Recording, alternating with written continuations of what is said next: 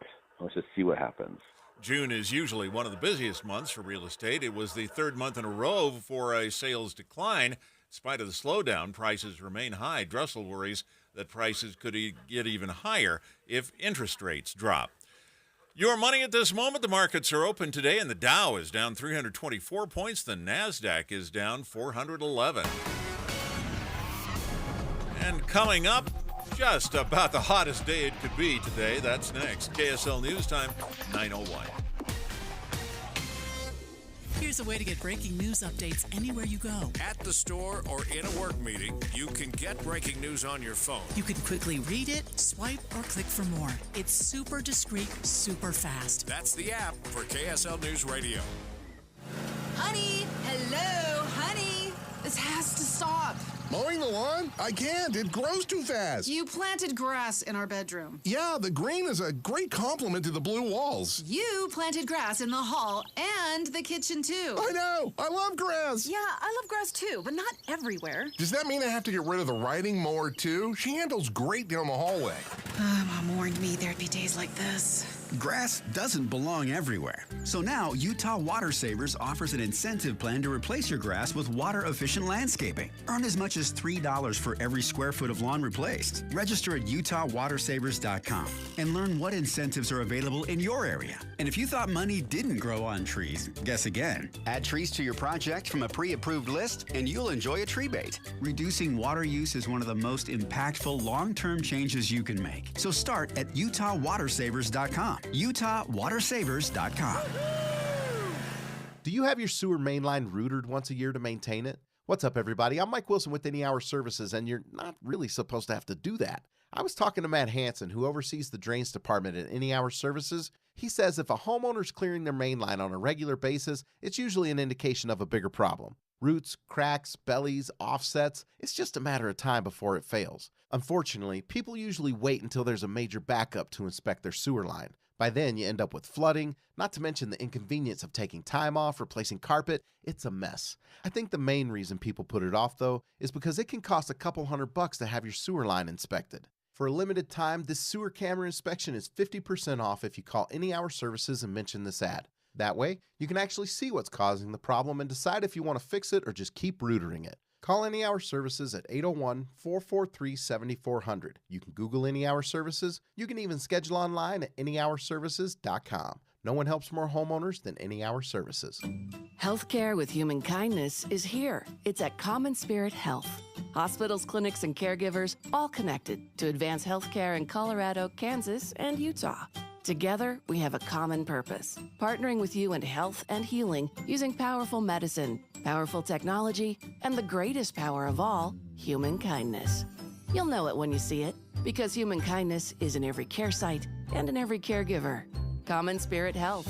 Hello, human kindness. July has some wacky holidays. Did you know that it's National Picnic Month? But my favorite is National Carpet Cleaning Month. At Zero Res, it's the holiday we wait for all year. Our ZR water cleans carpet without leaving behind any icky, crunchy residue. Top off your clean with an expert air duct service for a healthier home. So celebrate with Zero Res and mention the KSL special to get 3 rooms of carpet clean for $99 plus 2 free tickets to Broovies Cinema Pub. Get showtimes and tickets at broovies.com and book your cleaning today at ZeroRes.com. Traffic and weather together brought to you by Sinclair's DinoPay app. Save up to 20 cents per gallon. Low traffic volume on the freeways, all moving well right now. Hey, Utah, summer has come alive, all better in a new vehicle from Murdoch Hyundai. Lease a Tucson SEL for $377 per month or 1.99% for 5 years. Sunny today, but with a high of 103. Tomorrow, 97, 94 on Friday with a chance of thunderstorms. And right now, we're at 84 degrees with sunny skies. I'm Dan Bomas from the KSL Common Spirit Health Studios. Listen online at kslnewsradio.com. We're Utah's news, traffic, and weather station. Dave and Dujanovic, your morning companions for talk, analysis, and key perspectives on Utah's biggest stories on KSL News Radio. It is a party right now in downtown Salt Lake City. And if you missed the announcement overnight from Paris to Salt Lake City, we have you covered today. Here's what it sounded like when Salt Lake City won the games. Committee has the honor to announce that the 27th Olympic Winter Games 2034 are awarded to Salt Lake City, Utah.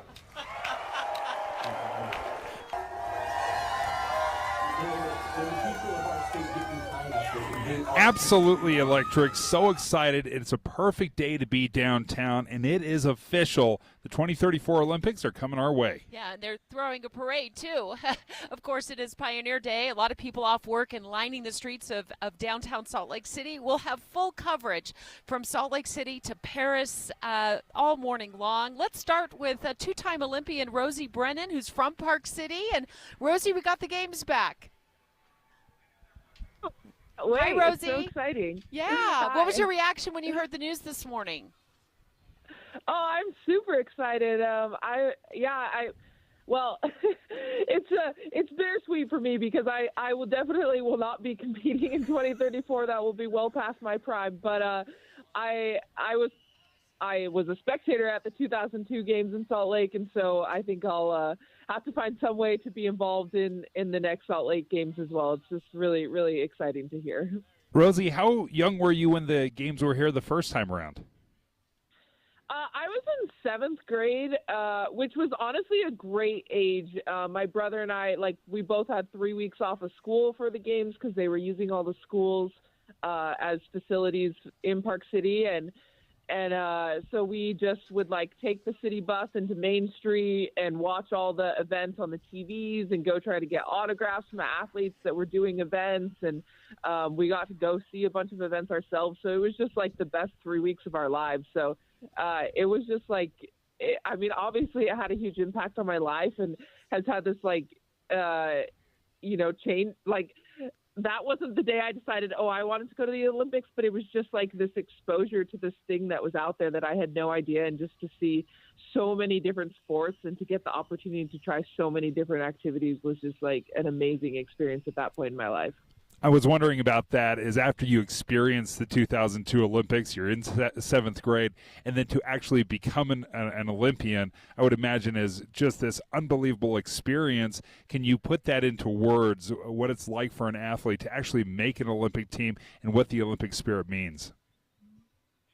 Yeah, of course. I mean, I had actually decided I wanted to go to the Olympics before the 2002 Olympics, but I didn't know what sport at that point.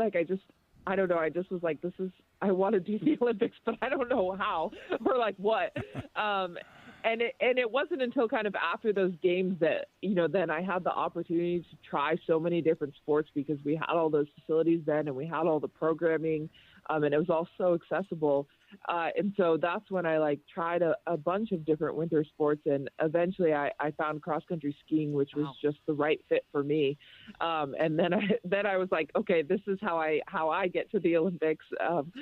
And I just really enjoyed the team and started working really hard, and just felt okay, you just keep the dream alive by putting one foot in front of the other and keep trying your best every day. But it's, again, you never know. It's a lofty goal, and you just never know if it's actually going to happen in your life. And it definitely took me many tries. I did not make my first few Olympic teams that I thought I could, and it took till 2018 for me to do that. But it's a huge lifetime accomplishment, and it's something that obviously we'll never forget and I'll carry with me forever. And it really means a lot to be able to represent not just your country, but also your, local communities, especially communities like Park City that it does mean so much to.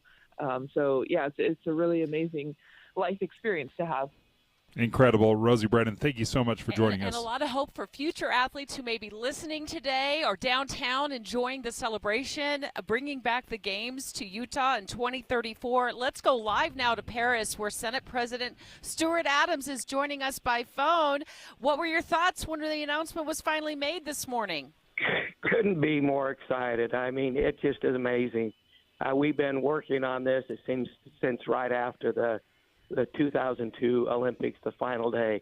I think we've been working on it ever since then, but to have it actually come to fruition in 2034 it's so exciting, couldn't be more excited. It's a little bit surprising to hear you say that we've been working for this since basically the day it ended the last time, because I always felt like it was one of those once-in-a-lifetime experiences.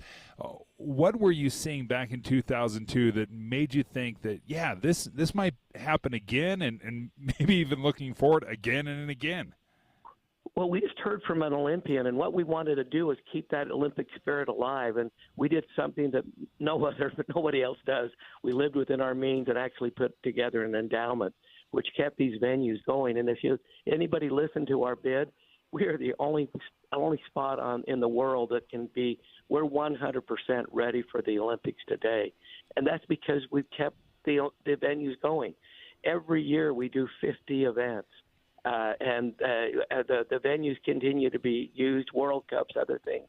And that has allowed these Olympians and other people, our citizens, to enjoy these venues, and has kept the spirit alive ever since, I think, the day after 2002 when it ended. He's live in Paris right now, along with other members of the Olympic Bid Committee for Utah. Senate President Stuart Adams joining us live by the phone right now. The announcement was made early this morning from Paris, and the downtown Salt Lake City lit up.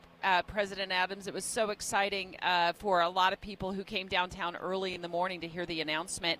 You just said the secret sauce to us landing the games was being able to keep these venues in shape, ready to go anytime. But I'm wondering if the path to 2034 will be laced with things like road construction and new construction of potentially, hotels and other buildings. Do you know anything about that right now? How inconvenienced will Salt Lake City residents be as we get ready for 2034? Well, again, I just say that not only did it light up in Salt Lake City, it lit up pretty well here in Paris. And I wish everyone happy Pioneers Day. But we're going to grow as a state. We're the fastest growing state in America. We've got the lowest unemployment rate. We've got a great economy. But don't forget, we have the best snow on earth, too. We need to celebrate that. But because we're growing, we're going to have to deal with infrastructure growth. And this is going to help us. And we will have more construction, but we need to actually work on front runner. It needs to run like it does here in Europe, 150 miles an hour rather than 79. We need express trains. There are so many great things that will happen because of the Olympics infrastructure-wise. But right now I'm more focused on these great athletes. We've got future athletes with us here. We've got past athletes. Everybody wants to be involved in it. And sport is so great because it helps people. It builds people's self-esteem. We couldn't be more excited to be here in Paris. It's a great day for Utah. Senate President Stuart Adams, thank you so much for joining us live from Paris shortly after the announcement. Yeah, thank you so much. And we'll talk to the man who headed up the bid to bring the Olympics back to Utah in 2034 in just a few moments. Fraser Bullock, who made a presentation this morning before the International Olympic Committee that finally voted in favor of bringing the games back to Utah. Here's a taste of what he said, and he's also joining us live on the line in about 4 minutes. We are ready. Everything is in place. But beyond our physical assets, you can count on our people. As great as our venues are, our people are even better. Dave and Dujanovic. A lot of us are filling our workdays with podcasts. When you're working, go to KSLNewsRadio.com. Click on Dave and Debbie's podcast and pick a topic and story length. Podcast with Dave and Debbie. Then get to work with KSL News Radio. It's a big week.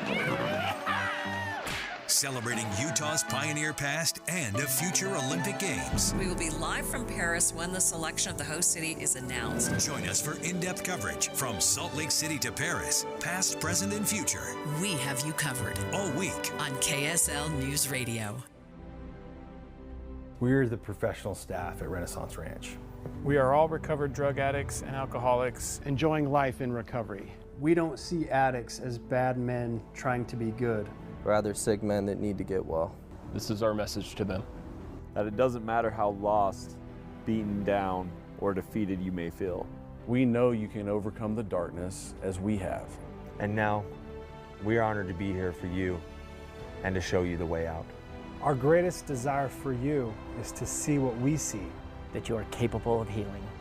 That you are divine. Prepare to emerge as the father, husband, and son that you were destined to be. So to our new brother, we say, welcome home. Welcome home. Welcome home. Welcome to the Brotherhood of Renaissance Ranch. Hey, this is Dan, the laptop man from PC Laptops. Myth.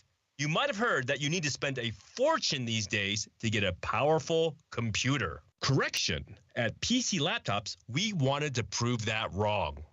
So here's the most amazing deal that we've ever done at PC Laptops for you in over 30 years.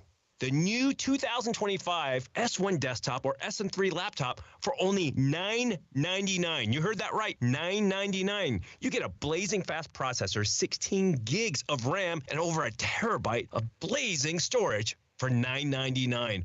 What else do you get? Lifetime service warranty, and we have 12 months special financing on approved credit. Take one home today. Hurry in right now because supplies are limited, because at PC Laptops, we love you. Just check us out at PCLaptops.com. $999, PCLaptops.com.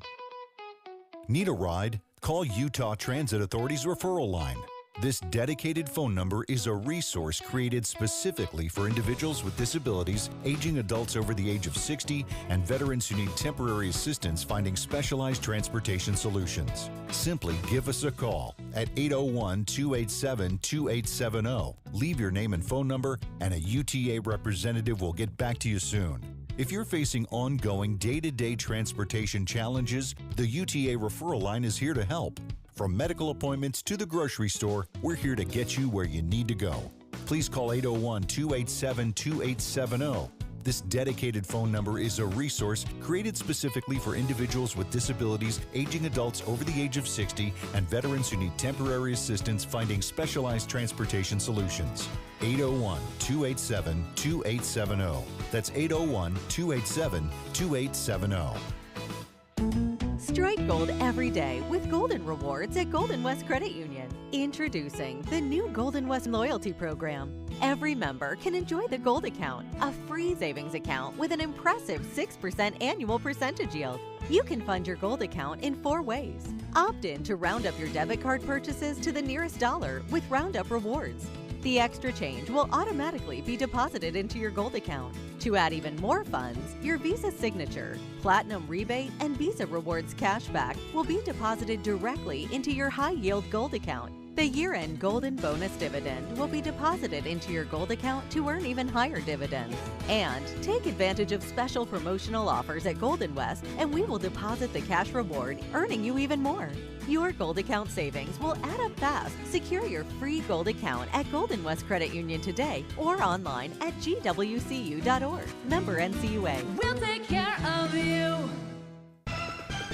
With the 3 things you need to know this hour, I'm Dan Bomas. First, a fire is burning on Antelope Island. The Park Visitor Center was evacuated. Second, a geyser explosion in Yellowstone today looked pretty big, but geologists say this is actually a pretty routine event. Third, Delta Airlines canceled another 500 flights system-wide today because of its ongoing IT problems. Right now, 95 degrees, partly cloudy in Salt Lake City. And back to Inside Sources on KSL News Radio. Salt Lake City 2034. Special coverage with Dave and Dujanovic. Give the date, friends. The date will be February of 2034. This morning, very early in the morning, the International Olympic Committee officially accepting Utah's proposal to get remarried. We are now the official hosts of the 2034 Winter Olympic Games. This will be our second time. We did it so well the first time. Our venues are still in shape and looking good. And the new wedding, when we get remarried, will be in February 2034. I'm thinking more commitment ceremony because we never really had a breakup because it was so incredible. We had such an amazing experience back in 2002, though I will say I was completely shocked to hear that we were even rumored.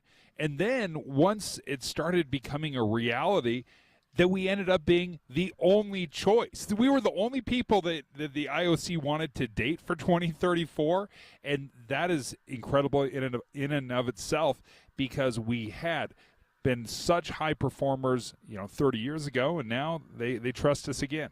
I want to talk to Fraser Bullock, who headed up Utah's bid. And you've been working so hard. You're in Paris this morning, and then you make that presentation. In a few minutes, I want to ask you about what the road to 2034 looks like, practically speaking, because I think there's probably a lot of people who also want to know, like, will there be any sort of road construction or, new hotels built to accommodate all the visitors? But your presentation this morning sealed the deal from the IOC, and congratulations. Thank you. I am just totally thrilled for the people of Utah.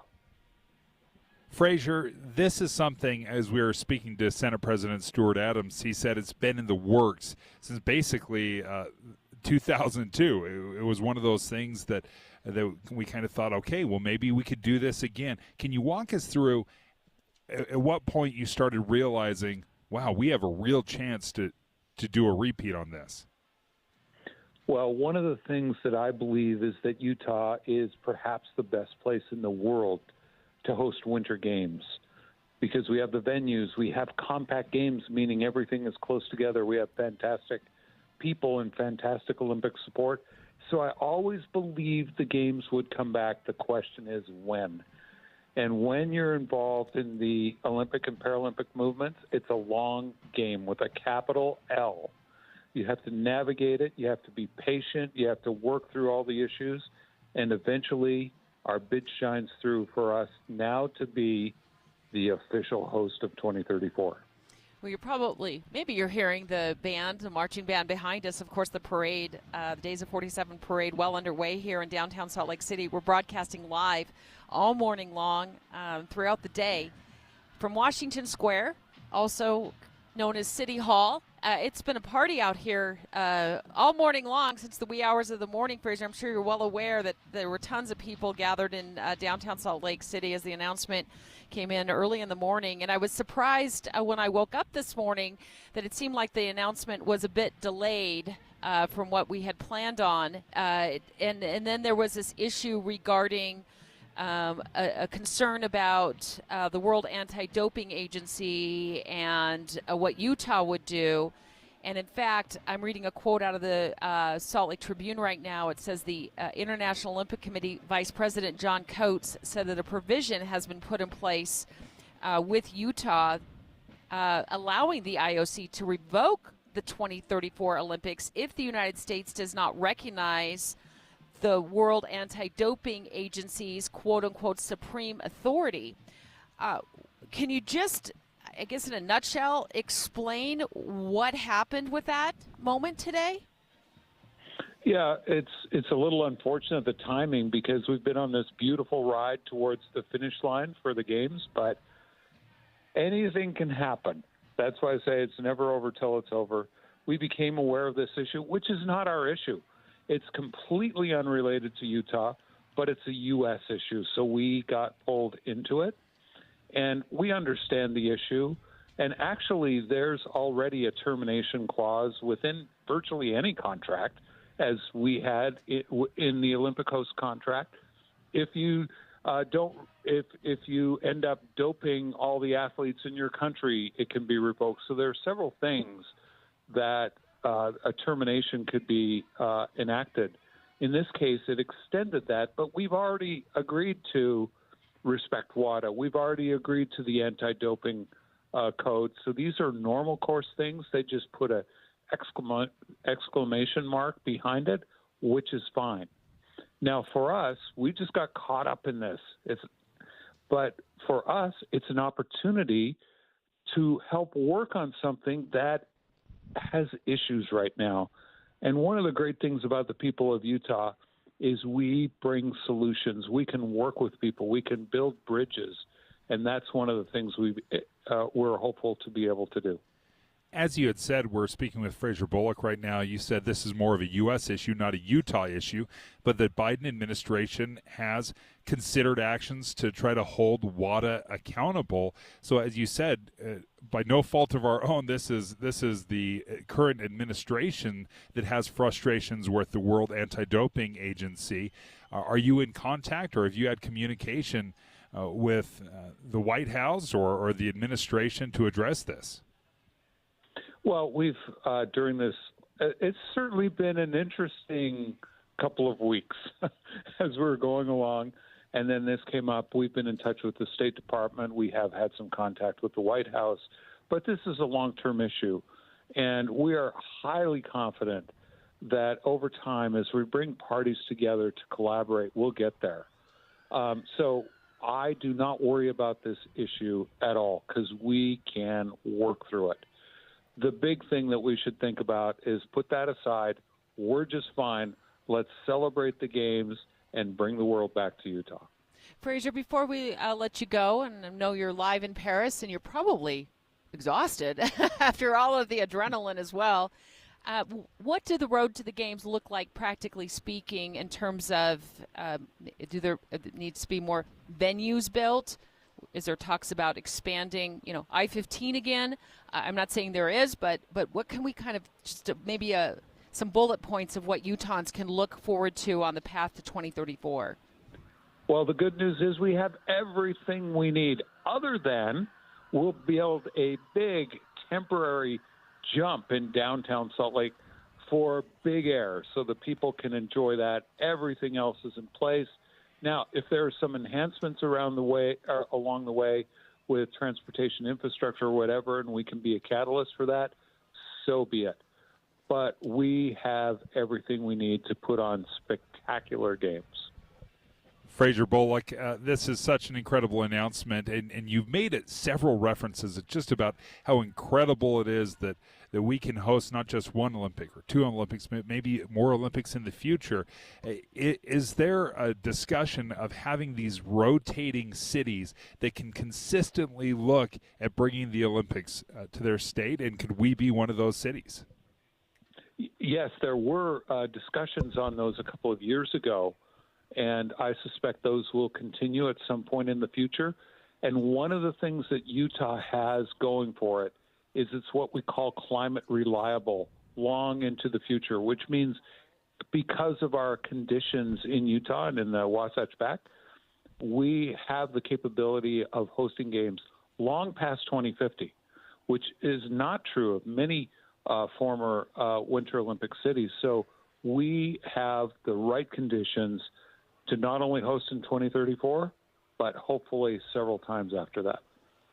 Fraser Bullock, thank you so much. Congratulations. What an incredible day.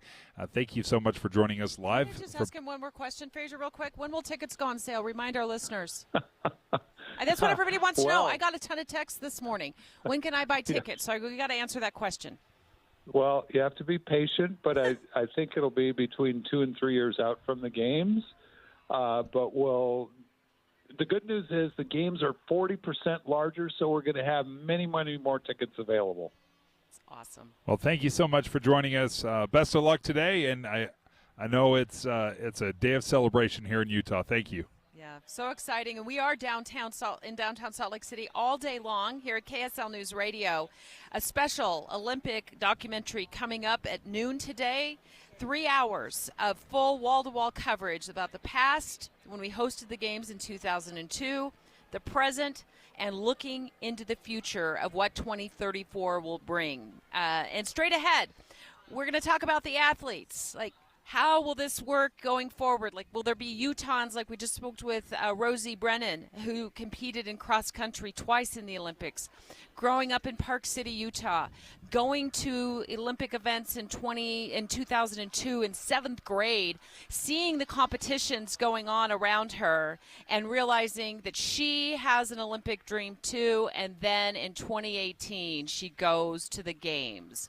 More on that next. It's 9:30 at KSL News Radio. I'm Dan Bomas. KSL's top local story this hour, People who camped out overnight along the Days of 47 parade route, reacting to the big news that the 2034 Olympics will be held right here in Salt Lake City. Briley and Ozzy say they're happy the games are coming back. I'm really excited to see more people skiing, enjoying our mountains, scenery. I think it's going to be amazing. See the natural beauty in Utah. Ozzy says he thinks the 2034 games will once again show people around the world what Utah is really about, what our state has to offer. Our top national story this hour from ABC News. As Vice President Kamala Harris's campaign ramps up, former President Trump also back on the trail, holding a rally today in Charlotte, North Carolina. More from ABC's Rachel Scott. One notable change, though, that we will see today. Today's rally in North Carolina will be held indoors, a stark difference from that rally in Butler, Pennsylvania, that attempted assassination on his life that he survived. Obviously, the Trump campaign now heeding these warnings from Secret Service about those outdoor rallies. And former President Trump has said he'd like to debate Kamala Harris sometime before the November election. Markets are open today, and the Dow Jones average is down 369 points right now. The NASDAQ is down 449. And it's just going to be hot this Pioneer Day. That's next. KSL News Time, 9:32. News doesn't just mean information or dates. It's the story of our local history being told in real time. Be a part of the story. This is Tim Hughes and Amanda Dixon. We hope to be a part of your story. We have you covered on KSL News Radio. What if I told you that arthritic joint pain you thought you were going to have to deal with for the rest of your life might be taken care of with new cellular therapies? If it's been keeping you from doing the things you love, that quality time with your family, then listen closely, because you live in a time when there are lots of emerging therapies, cellular therapies, that can give you lasting relief without pain pills, without surgery, and without the downtime. QC Kinetics has arrived in Utah. Their medical professionals are now in Mill Creek, Provo, and Bountiful, and they're ready to deliver this lasting relief and really help you get your life back. They have helped tens of thousands of people around the country. So listen, if you're living with chronic pain from arthritis or injury, you need to give them a call today. They're offering free consultations. This is the future of medicine. The number is 385-766-1987. That's QC Kinetics. 385-766-1987. Call them today, 385-766-1987. Hi, welcome to Staples. Hi, my son's teacher emailed his back-to-school list. He needs crayons and a comp book for every subject. Okay, no problem. With Staples Hot Deals, you'll find super low prices on hundreds of items for back to school. Oh, now they're saying he needs folders and glue. You got it. And markers? Of course. Oh, geez. Can we get a card, please? Save big on back to school with Staples Hot Deals. Right now, 24-pack Crayola crayons and comp books are only 50 cents each at Staples. Ends 8/24, in-store only, limit 30. Everyone on the road is trying to make it to their destination safely. You can help by staying aware of the large trucks and buses around you. They take longer to stop, have large blind spots, and make wide turns that require caution from other drivers. It takes all of us working together to share the road safely. Learn more at www.sharetheroadsafely.gov. Paid for by FMCSA. Chatting today with Debbie about her experience with 3-Day Kitchen and Bath. Now, Debbie, you had a huge project. How did it go? My experience was wonderful. I worked with Taylor, and if he was my son, I'd be very proud. That's quite the endorsement. What were the details of your project? I had 2 bathrooms done, a new kitchen, and a pretty large flooring project. And did they get it done in the time frame you were expecting? Well, it took 2 weeks because it was a big job. Did the quality of work meet your expectations?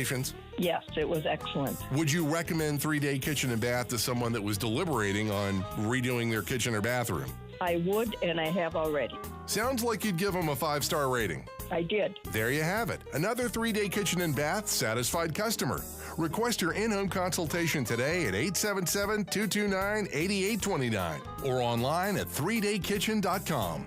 It's about time at 3-Day Kitchen and Bath. Traffic and weather together brought to you by Sinclair's Dino Pay app. Save up to 20 cents per gallon. The only traffic on Washington Boulevard in Ogden right now is horses, as their Pioneer Day Parade is underway. And Washington Boulevard blocked off from 17th Street down to 35th Street. Of course, 2nd East in downtown Salt Lake is where the Days of 47 Parade is underway right now. This is the Place Heritage Park, your place for family fun and July celebrations with flag ceremony, live music, Pioneer Day concert activities, and more. Visit thisistheplace.org. Sunny today, a high of 103. Tomorrow, just 97, 94 on Friday with a chance of thunderstorms. Right now, 86 degrees and sunny. I'm Dan Bomas from the KSL Common Spirit Health Studios. Listen online at kslnewsradio.com. We're Utah's news, traffic, and weather station. Salt Lake City 2034. Special coverage with Dave and Dujanovic. It is a party in downtown Salt Lake City. It's Pioneer Day. The parade is going on right behind us. Dave and I camped out all morning long at Washington Square. And when the announcement came in from Paris this morning, really, well, before the sun came up, here's what it sounded like. The International Olympic Committee has the honor to announce that the 27th Olympic Winter Games 2034 are awarded to Salt Lake City, Utah.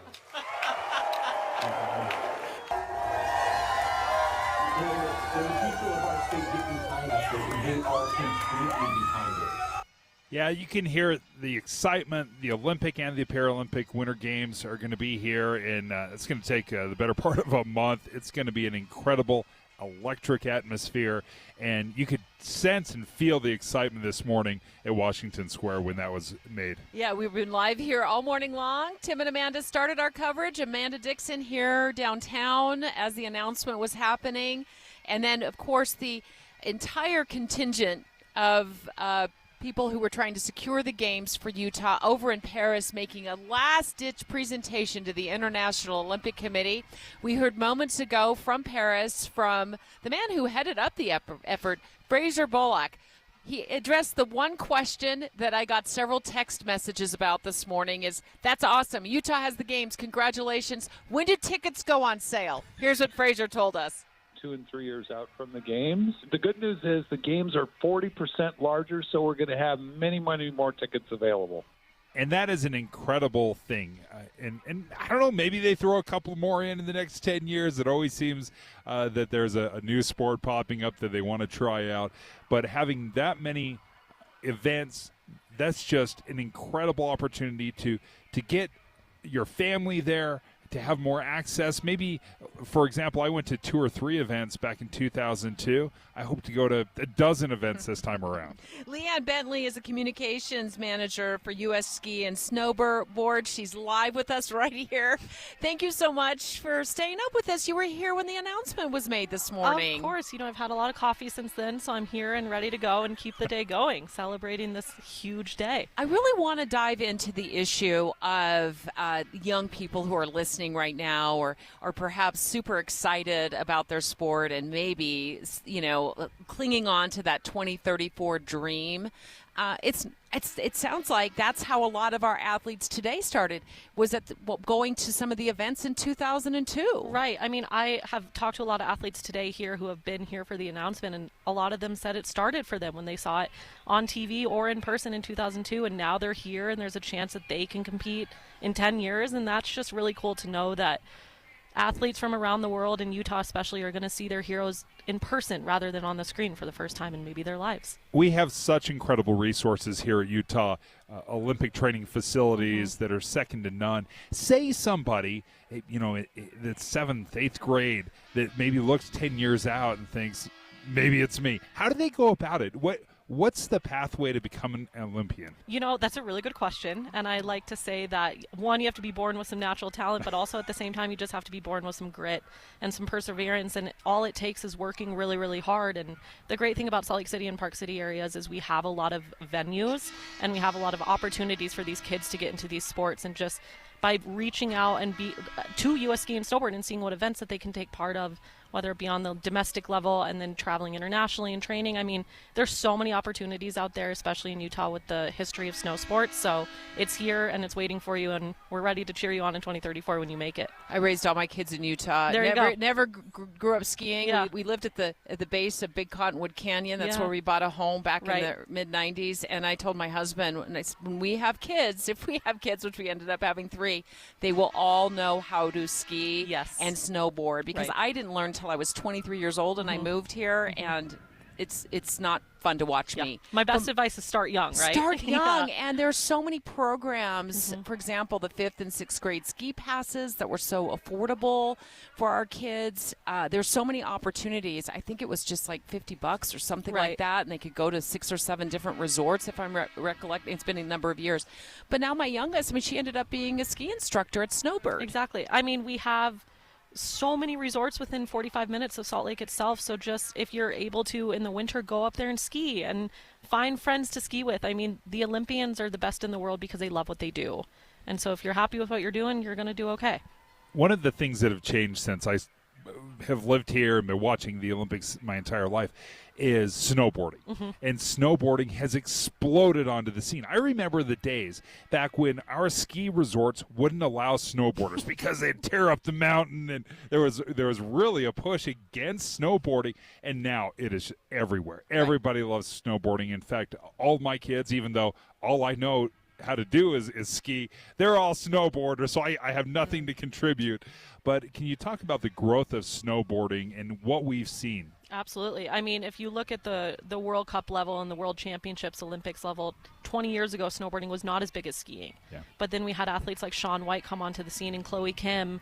And now we see athletes starting at a really young age, getting into the half pipe, getting into slopestyle. I mean, it's there. And then you go to these resorts and half of the people there are snowboarders. So it's really great to see the growth of a sport. And I mean, the representation we have on the Olympic level from American snowboarders is incredible, and they do inspire the next generation. So I feel like it's going to continue growing as we go into the next games. Leanne Bentley is the communications manager with U.S. Ski and Snowboard. She's been here since very early this morning before the sun came up. We got the announcement live from Paris that Utah will indeed host the 2034 Winter Olympic Games. This will be our second go-round with the Winter Olympics. But there's going to be something special that we didn't see in 2002, and you were particularly interested in this event that'll be in like downtown, right? Is there something that's going to be built in downtown Salt Lake or near downtown Salt Lake? I'd heard rumors about this huge jump they were going to build in downtown Salt Lake. Can you walk us through what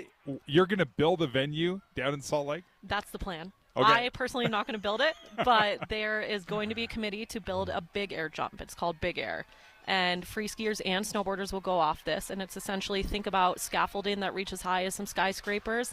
You start at the top, you go off like a ski jumper would say, and then you jump off, you do however many flips and spins in the air, and then you land. And that's called Big Air. And downtown Salt Lake? Downtown Salt Lake. That's the plan. Has that ever happened? I mean, I've never heard of this before. They've done big air jumps before at other very popular venues around the United States, but Salt Lake has never had one downtown. We didn't have this during the 2002 We did not have games. this during 2002. Well, Dave's eyes lit up, so I wanted to make sure I nudged you to ask that question, because I think that it will be just what a draw. Honestly, yes. You don't have to drive up a Accessibility. canyon to get to it. It'll be in downtown, and it's an Olympic event? Correct. Yes. Not open to the public, though, right? I mean, you could try to go off. No, I don't think so, Dave. That's the most terrifying thought ever. amazing. We're going to build some scaffolding, send you straight down, and launch you into the air to do 30 backflips. Okay, ready, go. We'll leave it to the Olympians. How about that? Leave it to the pros, that's for Leanne, sure. it's been a lot of fun. What a great day. Yes, What honestly. a fabulous day. Congratulations Thank to all you. the athletes, to the Thank you. organization. Thank you. And Let's bring the world back to Utah. We're going to. Yeah, I'm into it. Less than 10 years. Less than 10 years. In fact, I just did the math. I mean, we're like 3,479 days left until we get to February 1st of 2034. I'll make sure to start counting down. Yeah, right. Leanne Bentley with U.S. Ski and Snowboard live with us at Washington Square, where our coverage continues all day long. It's an exciting day. Utah has landed the 2034 Winter Olympic Games. Straight ahead, we're talking to Maria Chaleos. She's live on the KSL float in the parade right now, and she's going to take us not only through the parade route, but she's going to take us on a walk back in time to 2002 when she covered the 2002 Games. That's next. Dave and Dujanovic. You know KSL is the only news radio for your car, right? The only news radio for your smart speaker. Come here in the morning. It's the latest news and traffic. In the afternoon, news and updated weather. We have you covered at KSL News Radio. I kind of chuckle when I talk about Salt Lake City fat loss because it is exactly what it claims to be, a way to lose fat. A lot of us have struggled with our weight. I have struggled for decades, and it's hard when you're, a dad and raising kids and a busy schedule. I've had a hard time getting rid of all that weight and finding the time to work out. Well, with Salt Lake City Fat Loss, they taught me how to lose weight and how to keep it off. Maintenance is a big part of it as well. But Salt Lake City Fat Loss helps you lose weight. You can lose 20 to 30 pounds in the first month or two. I lost 57. So the results were incredible. I stayed motivated, and we did it without injections. We did it without surgery or prepackaged meals, and those were big boxes that I needed to check. I wanted to make sure that I did it safely and naturally. So if you're interested, go ahead and reach out to Salt Lake City Fat Loss by going to their website, schedule a free consultation at slcfatloss.com. If you use my name, you're going to get an extra $200 off. Just go to slcfatloss.com. At KSL News Radio, we have a 30-year legacy of honoring Utah teachers, but we can't do it without your help. Please tell us about an important teacher in your life on the KSL Teacher Tribute Wall, presented by Cypress Credit Union. Each month, one lucky teacher wins a $500 gift card from Cypress Credit Union, a $250 gift card to Harmon's, plus season tickets to Hale Center Theater. Say thanks to your teacher today at kslnewsradio.com/teacher from Cypress Credit Union and KSL News Radio.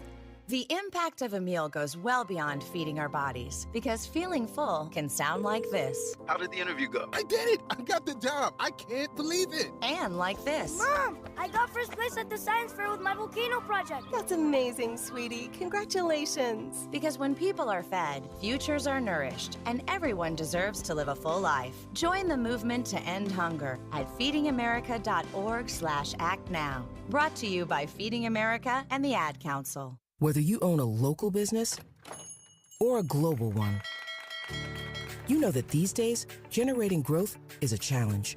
By teaming with Bank of America, you'll not just stay ahead of the curve, you'll move it. With access to experts, award-winning insights, and business solutions so powerful, you'll make every move matter, locally and globally. Visit bankofamerica.com/banking for business to learn more. What would you like the power to do? Copyright 2024 Bank of America N.A. Summer is the season of sun, fun, and freedom. Oh, yeah. And there's no better way to take advantage of every minute and every mile than with a low-rate auto loan from America First Credit Union. Plus, for a limited time, when you finance your new vehicle with America First, you can let your wallet enjoy some time off, too, with no payments for 90 days. So make your summer move.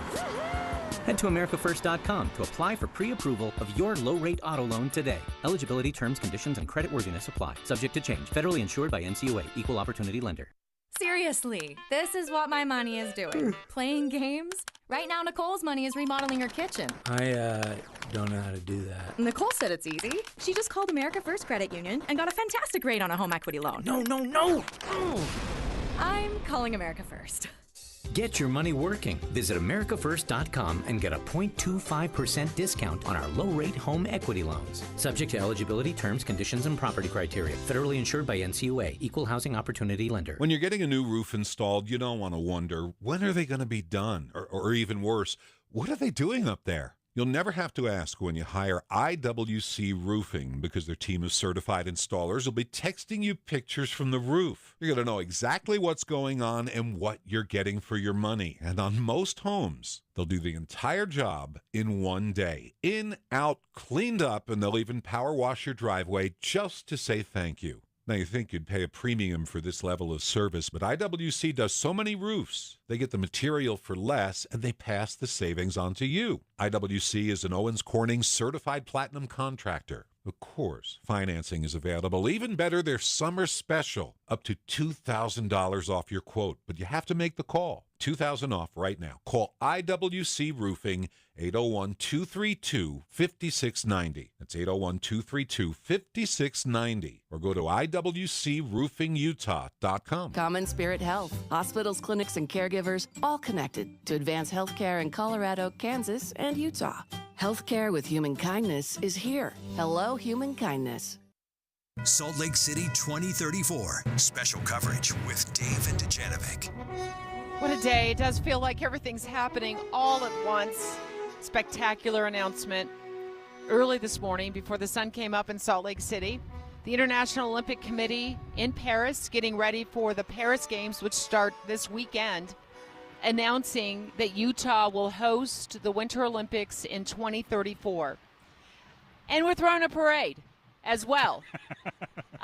Not because of the announcement, although it does feel like it, but because it's Pioneer Day. So happy Pioneer Day. Happy Pioneer Day. Happy Olympic Day. It is an incredible atmosphere here. It's so fun because the 24th of July parade is already just electric and people camp out. But last night they started showing up around 1 o'clock in the morning for this announcement. They have food trucks. We just got delicious waffles here. It has been electric and been partying for all night long, and then people are enjoying the parade.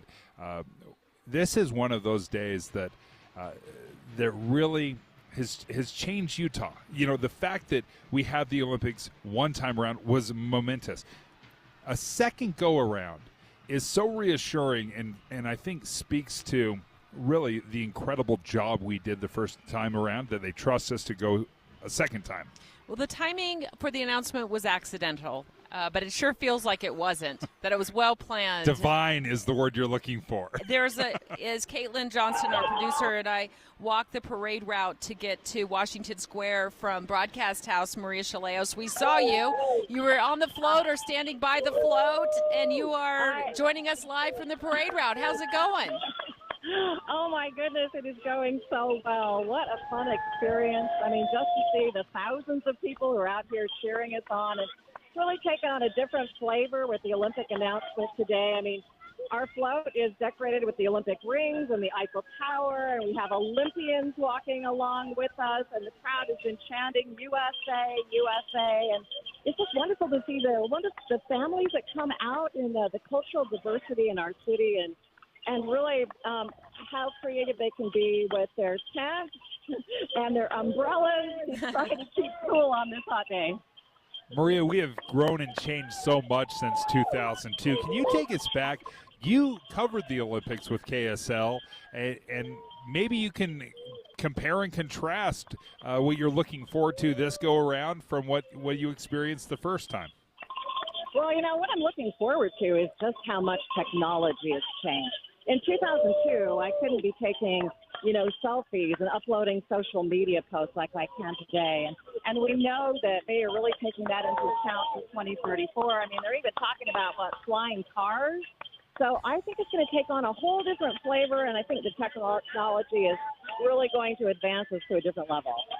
And I think, Maria, what I'm excited about, and I know you probably have this same feeling about it, is in talking to Fraser Bullock, who led Utah's effort to win the games again. We just spoke to him moments ago. He said there's going to be 40% more games. Like, there's going to be 40% more events. And so I think it's going to really open up opportunities for Utah families to get out and enjoy the games. And additionally, there will be thousands of tickets that will be priced at $34 each. Of course, get it, 2034. Which I love. I love this idea of not only hosting the World, but allowing Utah families access to affordable tickets and more Olympic events. Well, I am telling you, it's gotten so loud I can't hear your question, but I can tell you that the families along the route here, they are super excited for the Olympics, and they certainly hope. I'm seeing all these young children, and I'm hopeful that they have an opportunity to really be involved in 2034 like we were involved in 2002.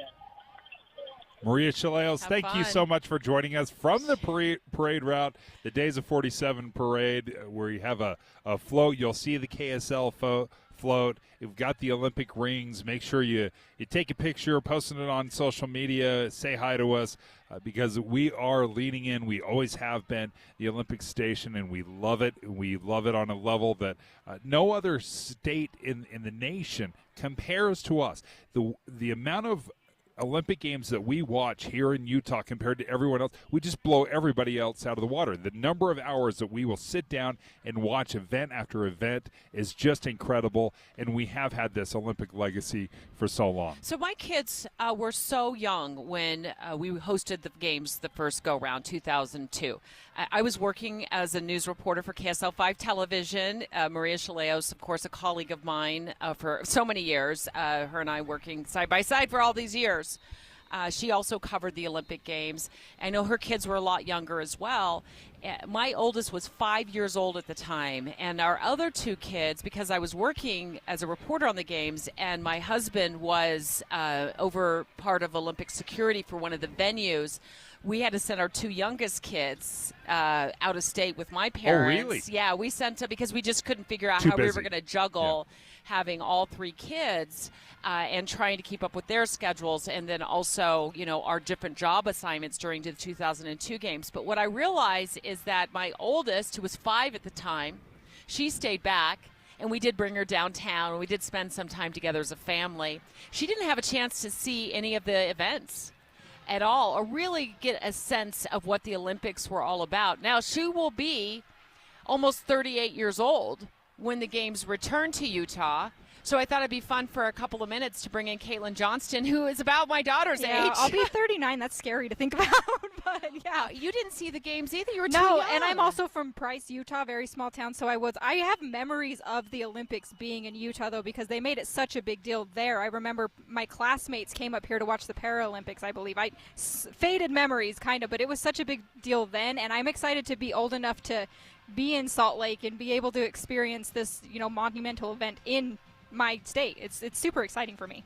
Is there something that you're looking forward to? Are you an event person? Is there some Olympic event that you want to follow, or is it the environment and the excitement of the buzz of the state? I am not a sports person, but I love the energy. But I love watching gymnastics and I love watching figure skating. So those are probably the artsy things, I guess, is what I like.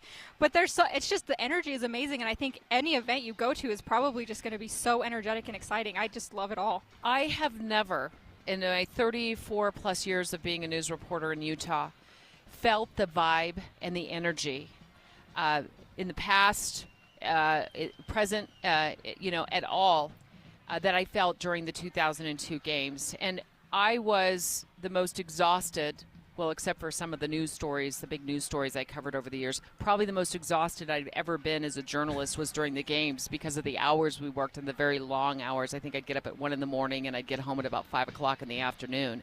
But the vibe in downtown, the vibe in Park City was electric. And that is part of the games that I took with me and I look forward to in 2034. Yeah, that's what you remember. And I mean, you can feel a taste of it today. We weren't here when the whole thing happened, but even I went downtown during the All-Star games. I wasn't even at the games, but I went downtown because there was something going on, and I can't even imagine the energy that the Olympics will bring. It's super exciting. Yeah, it will be incredible. They have concerts every night, and they had the Olympic Plaza, where the medal ceremony. There were so many things going on, and I think we will just enhance it and do it better this time around, despite the fact that we probably did it perfectly the last time. Caitlin Johnston, thanks for joining us, and I'm with you. My son was 1 year old. Mm-hmm. That was my oldest was 1 year old, so they never experienced it. But this will be an entirely new generation loving this. Our coverage continues live from Salt Lake City, where we are downtown for the Days of 47 parade, and we're going to take you live to Paris next. KSL FM Midvale. KSL Salt Lake City. From the KSL Common Spirit Health Studios, this is KSL News Radio. Utah's news, traffic, and weather station. It's 10 o'clock at KSL News Radio. I'm Dan Bomas. KSL's top story this hour.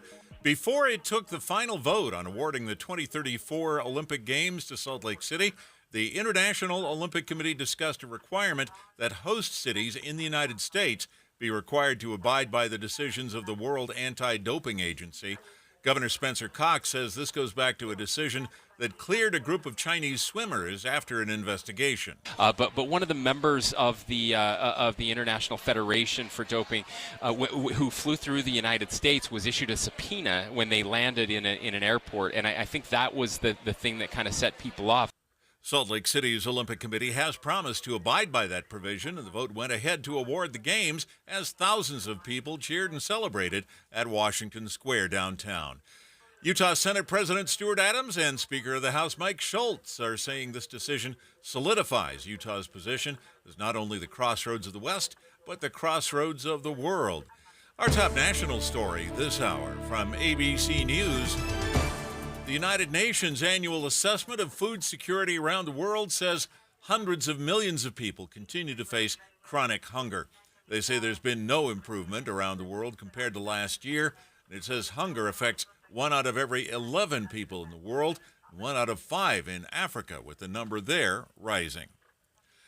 The markets are open today, and the Dow Jones Industrial Average is up 328 points right now. Down, I should say, rather. And the NASDAQ is down right now 505 points. The S&P 500 down 95. Our KSL weather, very hot day for the parades today. That's next. KSL News Time 10:01.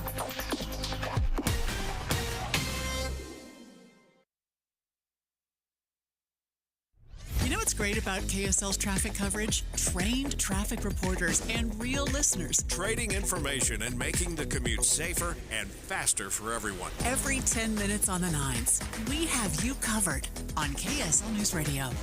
When it's hot like this, air conditioners struggle to keep up. Parts are under more stress, and sometimes those parts fail.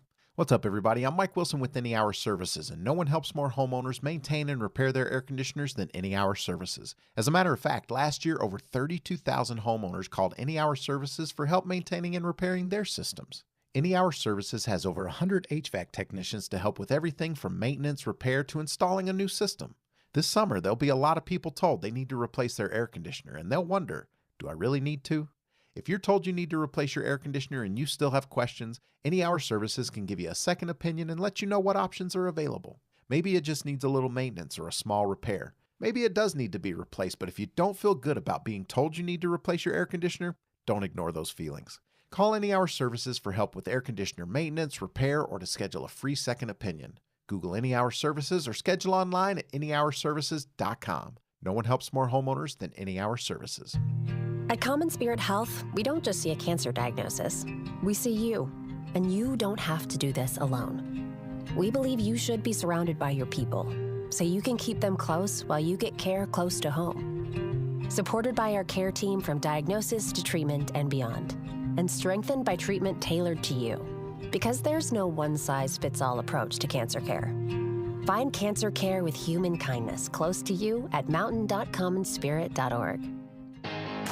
At JCW's, we think tipping might be getting a little out of hand. Like when you're asked to tip at the register before you've even been served. Or when you're at the yogurt shop and find yourself serving yourself.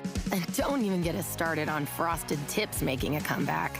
That's why at JCW's, when you pay for a 3rd-pound ranch bacon cheeseburger, that's what you pay. And no one at the register is going to stare longingly at you while you awkwardly maneuver through the tip screen for food you don't even have yet. Honestly, we're just happy to see you at any of our 5 locations in Provo, South Jordan, Lehigh, Harriman, and American Fork. So come on in and enjoy some quality time and great food with family and friends. And we promise, we won't be pushing you for a tip.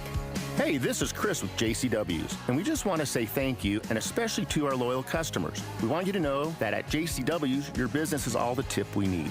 JCW's, quality and a lot of it. Make the most of your summer plans with triple rewards from Cyprus Credit Union. This July and August, use your Cyprus Rewards Visa card to earn triple points for every $1 you spend on gas and travel. That's triple the points for hotels, flights, at the gas pump, and more. This offer lasts from now through August only, so make the most of your Cyprus Rewards Visa or apply today at cypruscu.com. Cyprus Credit Union, your future is our future. Equal Opportunity Lender. Traffic and weather together, brought to you by Sinclair's DinoPay app. Save up to 20 cents per gallon. And right now, the traffic picture on the freeways is wide open. We do have, of course, restrictions in downtown Salt Lake and downtown Ogden for today's parades. Hey, Utah County, Jones Paint and Glass is opening a new location in Payson. Be sure to come to their grand opening celebration on July 27th from 8 to 5. Sunny today, but with a high of 103. Tomorrow, 97, 94 on Friday with a chance of thunderstorms. 87 degrees right now. I'm Dan Bomas from the KSL Common Spirit Health Studios. Listen online at kslnewsradio.com. We're Utah's news, traffic, and weather station. Salt Lake City 2034. Special coverage with Dave and Dujanovic. It's an exciting announcement just a few hours ago. It's about 6 hours ago. Sun wasn't even up in Salt Lake City. And from Paris, the International Olympic Committee made it official. Let's listen. 2 and 3 years out from the games. Actually, the International Olympic Committee has the honor to announce that the 27th Olympic Winter Games 2034 are awarded to Salt Lake City, Utah.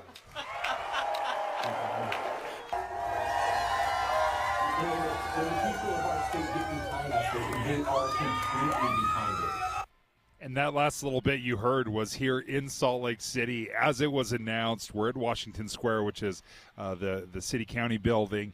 And there were, I think, a few thousand people that had gathered together, and they were waving flags and so excited. And even though we knew it was happening, I think it doesn't set in because it's never over till it's over, right? You have to make sure that's announced because things can change on a dime. There was even a little bit of a hiccup that we'll address later about the anti-doping agency, but nevertheless, when it was announced, now you can't help but look forward to 2034. Where am I going to be? What am I going to be doing? Am I going to bring the whole family together?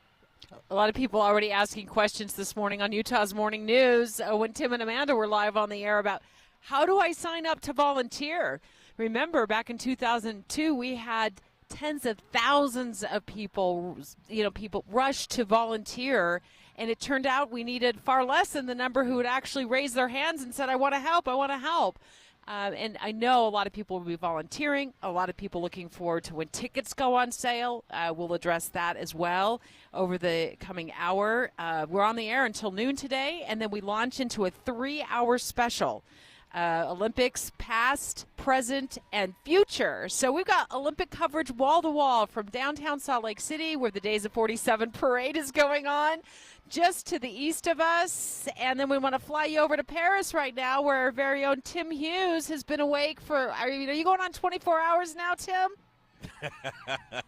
It kind of feels like it right Yeah, now. what an exciting moment. What were you thinking or seeing as this announcement was being made that we won the games? Well, we found a way to actually access the audio this morning into the hall where the back and forth was going, the presentation from the Salt Lake side, questioning from the IOC. We heard about all of the doping and things, which was fascinating to me as somebody who's been involved with the Olympics since 2002. Was fascinating to me just to see what goes on behind the scenes. We were just across the hall at the Palais de Congrès downtown, and as the announcement was made, and then all of those representatives from Utah, Frazier, and the mayor and the governor all made their way into the area where we were in a small restaurant right off the front. It was just exhilarating. I was thinking this morning, even if Delta Airlines still has backups, I think this crew could fly home on the Spirit that was lifted here today without a plane. Tim Hughes is joining us live from Paris. Now, everything had been going so smoothly, like as smooth as possible, and then you start hearing some of these rumblings about the World Anti-Doping Agency. Can you walk us through a little bit of what you had heard? Well, I heard nothing until today, and I told Tom Kelly, actually, when he was on the air with us this morning, and he handles all their communications, that he had kept a secret fairly well. But there was quite a bit of stress, and here's what I would recommend. Rather than me try to explain all of the ins and outs of what was going on, listen to the interview that we had with Governor Cox this morning. He lays it out perfectly.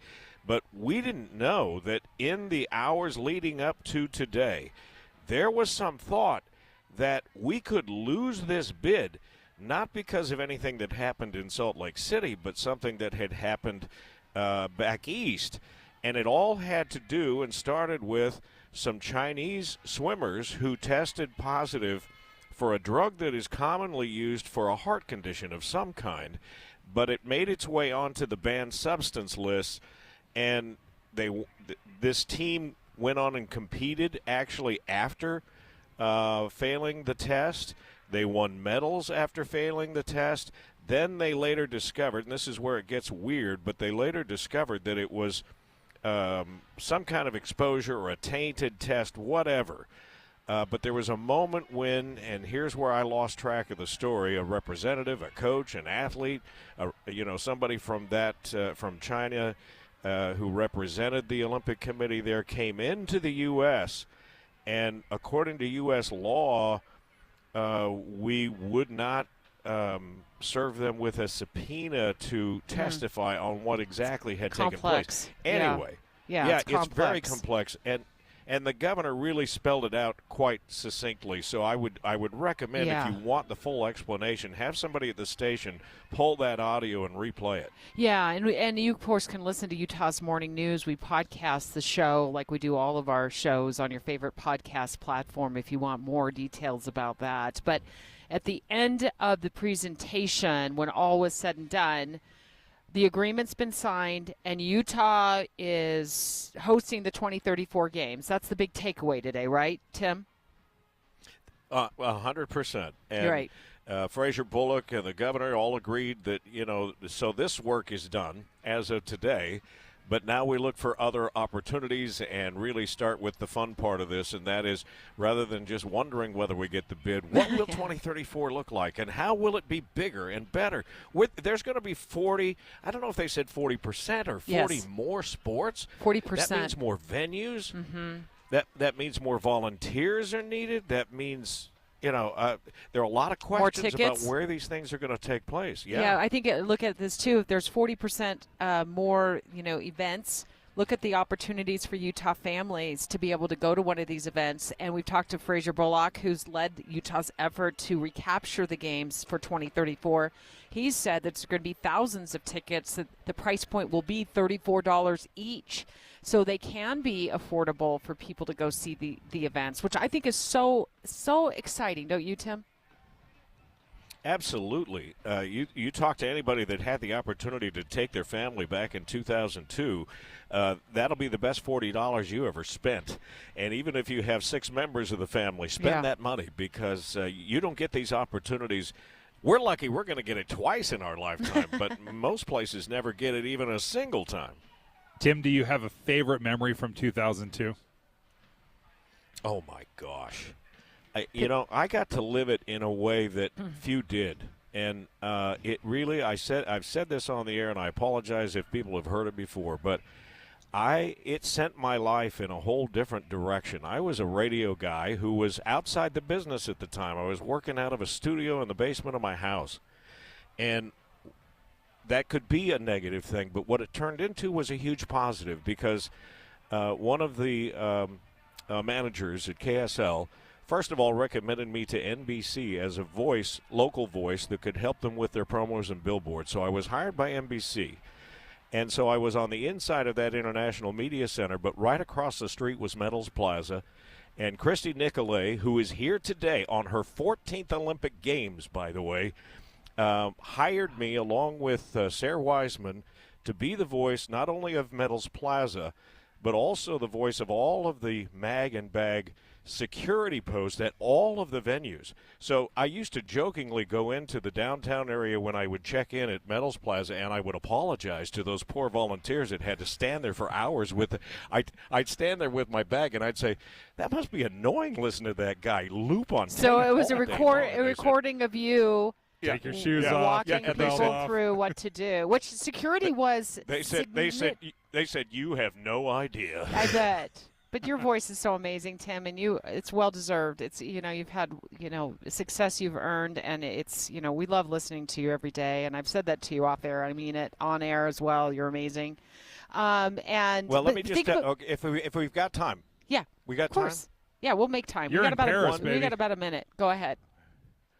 One memory that will always be with me, and I don't know that I've talked about it much on the air, but if you go back to 2002, Jim McKay, who was the iconic voice of ABC's Wide World of Sports, he was the guy that you heard at the beginning of the show every week when it said, the thrill of victory and the agony of defeat, and you'd see the skier go off the side of the jump. He was on loan from ABC to NBC in Salt Lake City because he was in failing health, but was so much a part of the Olympic Games that NBC thought they needed to have him there because we had these games in the United States. So in my work at NBC, there was only one booth for all of the voiceover to take place. So Katie Couric and Brokaw and Jim McKay all came through there to do their recording, Bob Costas. So I was working with these people every day, and I had to give up my microphone one day because Jim McKay came in. And he came in to voice a video piece about Jimmy Shea, who ended up winning gold in the skeleton. His father and his grandfather were both Olympians. His grandfather had recently passed away and would not be there to see him compete. But he was wearing his grandfather's gold medal in his suit every time he competed. And there were tears in the booth, in the control room, when Jim McKay stepped to the microphone, and that voice that I grew up with as a kid so fun. was reading this script. And, of course, because of his years of experience, it was a one-take thing for him. And as a voice guy, you're in awe of somebody that can do that. But having that voice in that moment, I got my picture taken with it. It was just one of those things that you would never script out for your own life, but will always, always remember. Tim Hughes, thank you for joining us live from Paris. Thanks, Tim. Let's take live phone calls. Tim, you just had just a great memory. That is an amazing memory from 2002. What's your best Olympic memory? Give us your gold moment from 2002. And if you were like, I wasn't alive then, that's okay. You can call anyway. You can talk to us about what you think your gold moment will be for 2034. 801-575-TALK, 801-575-TALK. Continued live coverage and live phone calls next. Dave and Dujanovic. Dave and Debbie go out of their way to make sure you hear all sides of a story. They're working the phones to get several viewpoints on for you. Hi, it's Tim and Amanda. We get you the full story, too. We have you covered on KSL News Radio. In the dentist office. At the auto mechanic. Or the restaurant lobby. Just two of you today? We do a lot of waiting. But of all the places we wait, I-15 may be the least enjoyable. Before you hit the road, check the road. Get traffic and weather together every 10 minutes on the 9s. And leave the waiting elsewhere. DMV number 432. Mornings and afternoons on KSL News Radio. One of the things I love about Master Electrical is their upfront pricing guarantee. I think we've all been bitten by bids in the past where they'll come out, they'll tell you, I think this will be a half day worth of work, and then it takes a couple weeks. We've been bitten. Well, with Master Electrical, you have an upfront pricing guarantee, and now Master Electrical Service has joined with Mountain Home Services. And the upfront pricing guarantee sticks. Absolutely. That continues now that they've joined forces. In fact, Master Electrical Services can help you with even more stuff in your home and bring you that upfront pricing guarantee. Yeah. with joining with Mountain Home Services, now they can help you not only with electrical, but with your HVAC, your heating and air, your plumbing. And it's no hidden fees, like we've said, and 100% satisfaction guarantee. They're the company we trust, and so can you. Check out Mountain Home Services by going to their website, mountainhomeutah.com. That's mountainhomeutah.com. You can call them, too, 801-543-2222. Again, 801-543-2222. What if I told you that arthritic joint pain you thought you were going to have to deal with for the rest of your life might be taken care of with new cellular therapies? If it's been keeping you from doing the things you love, that quality time with your family, then listen closely, because you live in a time when there are lots of emerging therapies, cellular therapies, that can give you lasting relief without pain pills, without surgery, and without the downtime. QC Kinetics has arrived in Utah. Their medical professionals are now in Mill Creek, Provo, and Bountiful, and they're ready to deliver this lasting relief and really help you get your life back. They have helped tens of thousands of people around the country. So listen, if you're living with chronic pain from arthritis or injury, you need to give them a call today. They're offering free consultations. This is the future of medicine. The number is 385-766-1987. That's QC Kinetics. 385-766-1987. Call them today, 385-766-1987. Did you know your skin is the largest organ of your body? Huh? That's why you should shower with Old Spice Super Hydration Body Wash instead of plain old bar soap. Love your skin by super hydrating it with vitamin B3 and glorious notes of vanilla and shea. Did you know that my super hydrated skin is the second largest organ of my body? The first is my heart. Old Spice. Men have skin too. Old Spice Super Hydration Body Wash. 24/7 renewing moisture. With daily use. Whether you own a local business or a global one, you're always looking for ways to position your operation to create opportunities and move on them faster. With Bank of America, you get access to experts, award-winning insights, and business solutions so powerful, you'll make every move matter, locally and globally. Visit bankofamerica.com/banking for business to learn more. What would you like the power to do? Copyright 2024 Bank of America N.A. You know that you're going to buy a home. The question is, what lender should I work with? Realtors often boast about their preferred lender. You know, if you use my preferred lender, you'll be in great shape. But interest rates and closing costs are not the same at every lender. So before you go with your realtor's preferred lender, call Rick at Loans by Rick and get another breakdown of your closing costs and your interest rate. Call 801-809-SAVE or click loansbyrick.com. Loans by Rick will give you a comparison on your loan cost that may save you thousands of dollars in closing costs and get you a lower rate too. And when you have all the facts, you can decide who's the better lender for you. Rick closes over 90% of clients' loans in 12 to 22 days. That's amazing. Call 801-809-SAVE. That's 801-809-SAVE or click loansbyrick.com. 801-809-SAVE, loansbyrick.com. Rick Kirschenbaum, NMLS 241179 and Vintage Lending, NMLS 287106 are equal housing lenders. Some restrictions apply. The new Bernina 990 at Dave's Bernina in Provo and St. George. Free embroidery software valued at over $4,000 with select machine purchases. Featuring 1.9% financing for 48 months. Salt Lake City 2034. Special coverage with Dave and Dujanovic. Hey, welcome back. We're so excited.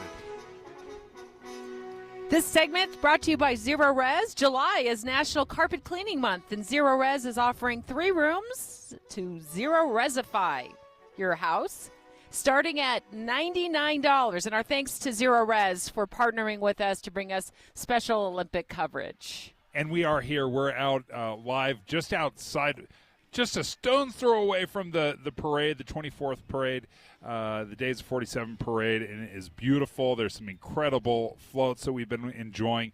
But really the news of the day is the announcement that we get the 2034 Olympics. We're taking your live phone calls as well, and in a moment going back to Paris, where it all started this morning with the IOC's announcement. But we got a lot of people who want to talk to us about their exciting gold moment from 2002 games when we hosted the first time. And if you weren't alive to go to any of the events, that's okay. You can call with your excitement about 2034, 801-575-TALK. Let's get to line 1 where Brooks is hanging on the line with us. You're calling from Bountiful. I am. I'm excited to share my story with you. Go for it. Mine was actually pre-Olympics. My daughter was in gymnastics, about 12 years old, and they came around to different gymnastic studios, and they actually bussed them up to Bear Hollow to give them a chance to get trained and ski jump, do the acrobatic ski jumping into the pool. And so at 12 years old, my daughter was up there being trained by Olympians to see if that was an interest. And I got to watch her go off of that big thing, go about 25, 30 feet in the air and into the pool. And to follow up on that, I volunteered to be, I went to be a volunteer. You had to go to a training session, and they had a video for you to watch. And lo and behold, in the middle of that video session was a video of her doing her flip into the pool. And it was just an amazing experience. Nice. And what a memory. That's one of the things I love about the Olympics is we do a lot of work behind the scenes. We're trying to get people involved. You can go up today and you can participate and you can do a bobsled run. There is such a connection here in Utah. It's incredible. Dave, in Clinton, what's your best memory? My son had recently returned from a mission to Russia, and he volunteered to be a translator for the Russian team and the Paralympic team. And he wound up bringing about a dozen of the Paralympic participants to our home. He asked them what they wanted for dinner, and they said they'd like an American Thanksgiving dinner. So my wife fixed up a great turkey dinner, mashed potatoes, rolls, all that kind of stuff. She's a very excellent cook. She makes wonderful pies. And they just were eating it up, literally. What a fantastic memory. Thank you so much. I happened to have a Time Life book on my coffee table that was about America, and it featured John F. Kennedy. And one of the guys was just poring over that. He didn't even want to eat. He was just soaking it in. And he looked up at me and he said, "They've lied to us." Oh, wow.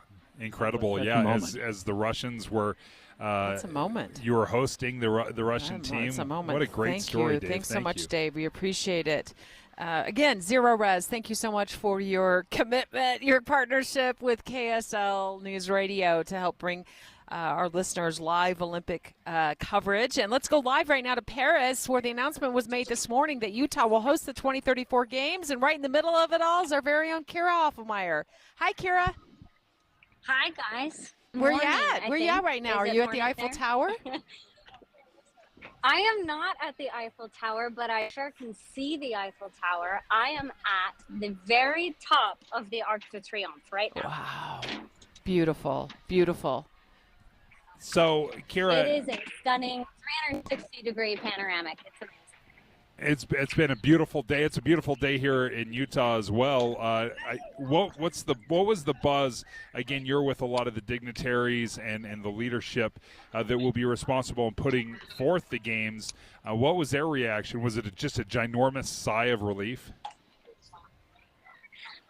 Honestly, you could read it either way. There were lots of tears and lots of happy tears, obviously. But there were lots of tears and lots of excitement and just lots of, your typical Utah positiveness that is just so infectious.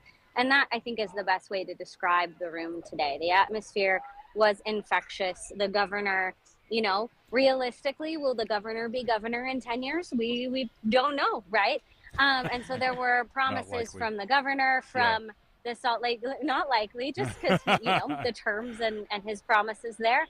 So, but even Salt Lake City Mayor Aaron Mendenhall said things about, how they're going to make it just amazing for the group that does, own the 2034 Olympics. And the positivity, the infectious, it's just unforgettable. So cool. I'm so glad you and Tim Hughes were there. Kira Hoffmeyer live from the Arc de Triomphe, right? Did we lose you already, Kira? Oh, okay. Go and enjoy. Enjoy the rest of your day, and enjoy what you can of the Summer Games, which start in just a matter of days in Paris. Big announcement, of course. Utah will host the 2034 Winter Olympic Games. We've been taking live phone calls about your Olympic gold moment. We have time for one more call, Harry. We've got 30 seconds, and it looks like you had a lot of fun up at Snowbird during 2002. I did. I was a volunteer in 2002 and hope to do it again in 34. But one of the greatest events was the Paralympics, where, the downhill skiers, they had guides that would take them down the hill. And there was one guy that was going 80 miles an hour down the hill, and his guide fell. And the line skier was able to make it through the gates all the way down to the bottom, but his vision was not good enough to see depth. And so at the end of the bowl, he hit the barrier, all of the padding, and flipped over. He was okay, but boy, I tell you, he was quite the skier to make it down without his guide. It's incredible. Oh, Harry, thank you so much for sharing that. And we were sharing our favorite Olympic moments. What great memories. Thank you. So many great memories. And again, we thank Zero Res so much for your support as we continue to cover the Olympic Games. And the big announcement that Utah will host the 2034 Games. We're live from downtown Salt Lake, where we got a big celebration going on. And, of course, the Days of 47 parade as well. Our live coverage continues straight ahead. It's 10:30 at KSL News Radio. I'm Dan Bonas. KSL's top story this hour. When Olympic athletes come to Utah in 2034, they'll find a city ready to host their families in their own special housing. Lindsey Vaughn, celebrated downhill Olympic champion and chief of athlete experience for the Salt Lake City Committee, talked about that part of Salt Lake City's proposal at this morning's International Olympic Committee meeting in Paris. We will create one or more villages for athletes' families, including one right next to our Olympic and Paralympic village. This will be a Games first. It's not a coincidence that the movement refers to itself as the Olympic and Paralympic family. Shortly afterward, the IOC voted overwhelmingly to award the 2034 Winter Games to Salt Lake City. Our top national story this hour from ABC News. The director of the FBI says the man who wounded former President Trump and killed another man at the rally in Butler, Pennsylvania 2 weeks ago had scoped out the venue using a drone. That was before he climbed onto the roof of the building with a rifle. Ray told a congressional committee the drone flew over the site for about 11 minutes. Not over the stage and that part of the area itself, but I would say about 200 yards, give or take, away. Thomas Crooks was killed by Secret Service snipers at the rally. Your money at this moment, the markets are open today, and the Dow Jones average down 303 points right now. The NASDAQ is down 519. And our KSL weather. It's a sunny day, but boy, is it hot. That's next. KSL News Time, 10:32. We hope you have the right app on your phone for news. You probably have dozens. But the KSL News Radio app, well, it makes our live stream super easy. Plus, our talk shows are right there as podcast for your workday. That's the app for KSL News Radio. Let me tell you, folks, Utah has some of the hardest water in the entire country. And as we're sitting out here in the heat on the Days of 47 parade, I am reminded of how much I love soft water because when Connecticut installed the water softener into our home, they told me you'll be able to tell the difference between your soft and hard water the very first time you take a shower. And sure enough, that's what my wife did. She's like, yep, you can feel a difference. It's totally different.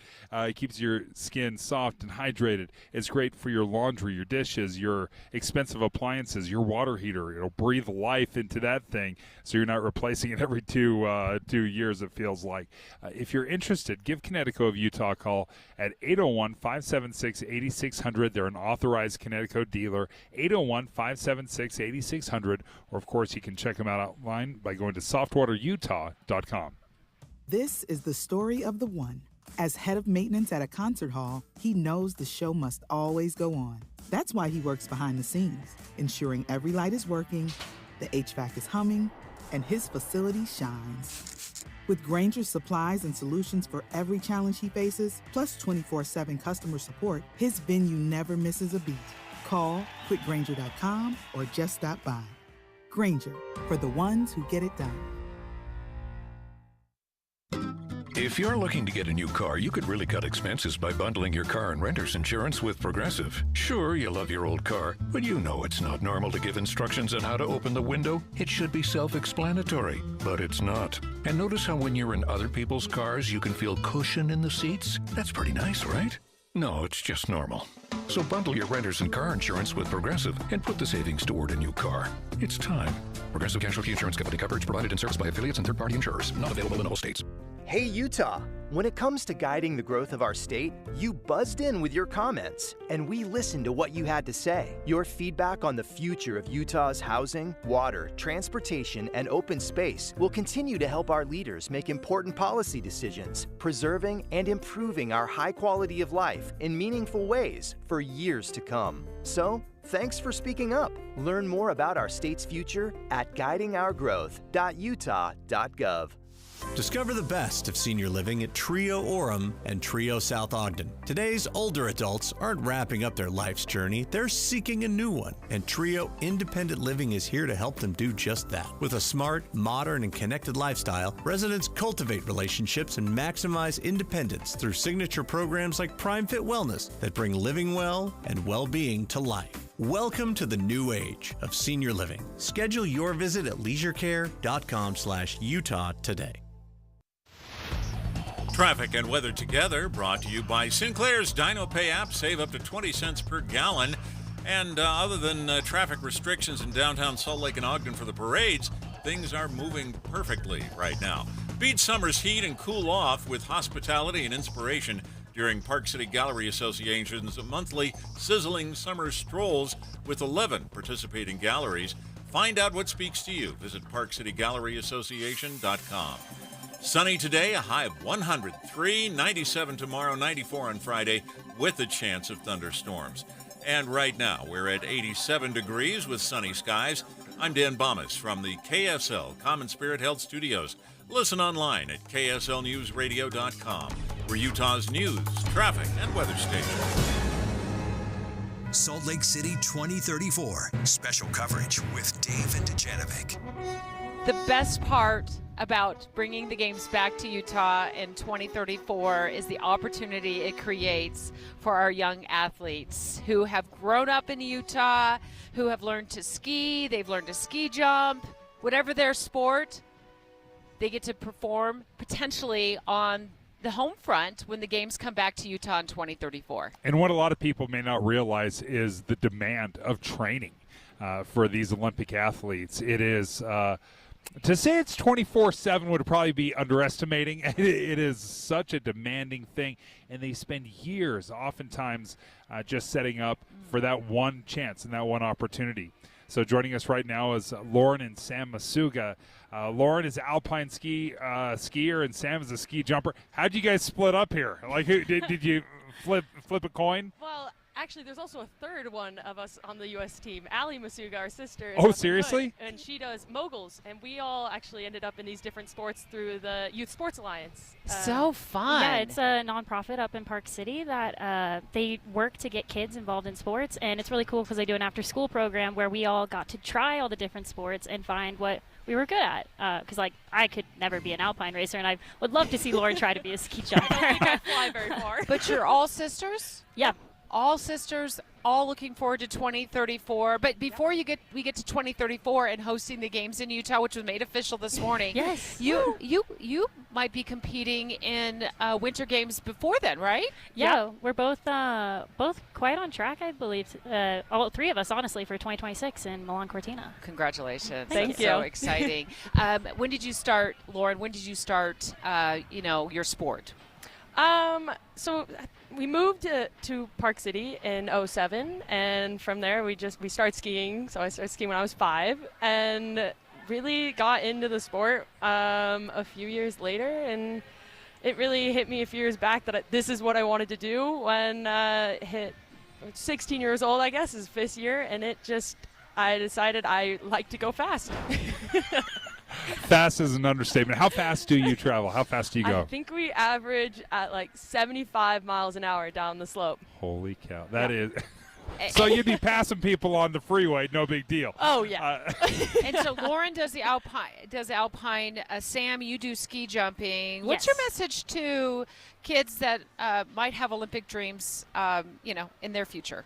I think my thing would be it's a marathon, not a sprint. My biggest thing is I wasn't very good when I was younger, but I was I love this. I just want to keep doing it. And through the resources, our parents are amazing, and the YSA, just kept getting added, like reaching out to whoever I could. And then finally it started to click. I was like, I love this. And all of a sudden I was like, oh my gosh, I'm actually getting kind of like good. Like, oh my gosh, I can keep doing this. I don't need to give up on it. And it takes a lot of sacrifices. I think people don't think about, like, we did not have a typical high school experience. My college experience is going to take me well more than 4 years to finish. But, like, it's worth it. If you want it, you really have to go for it.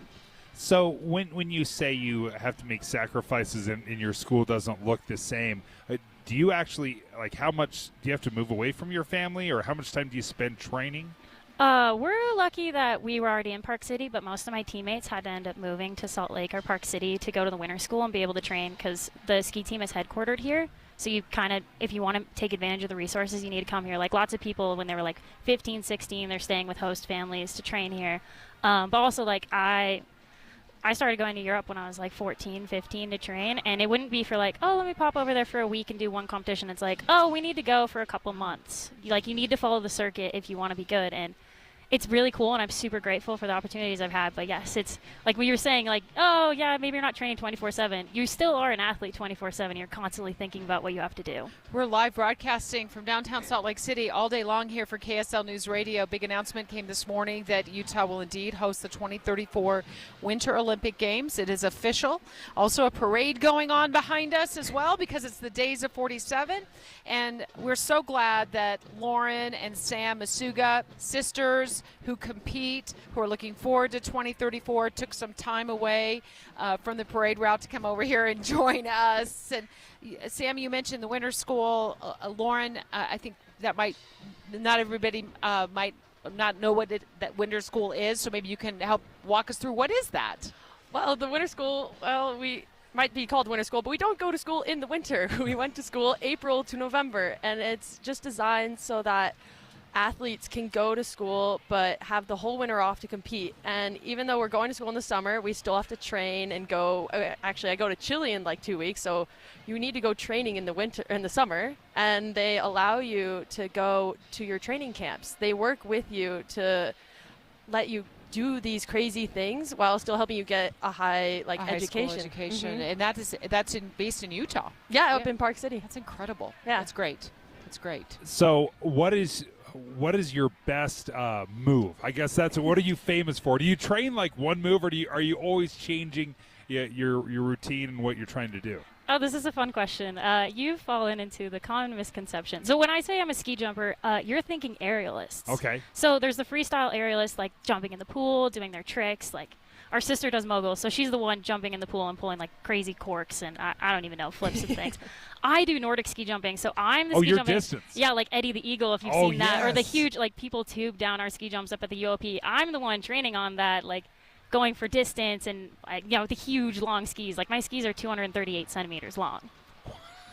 Holy cow. I'm 6'6", and I used to ski on 210s, so 238s are basically, they're like railroad tracks. Well, Dave, you did kind of fall into the trap we were talking about earlier today before the show. When we were prepping for this show, you brought up that a lot of people want to go to the events, but they really don't understand how, what the event is all about. And you just did a great job explaining. That's a perfect example. It's like, we love the Winter Games. We love the idea of hosting the games and going to the events, but we don't know, as spectators, we don't know what we're getting into. What's the difference between Super G, Alpine, downhill?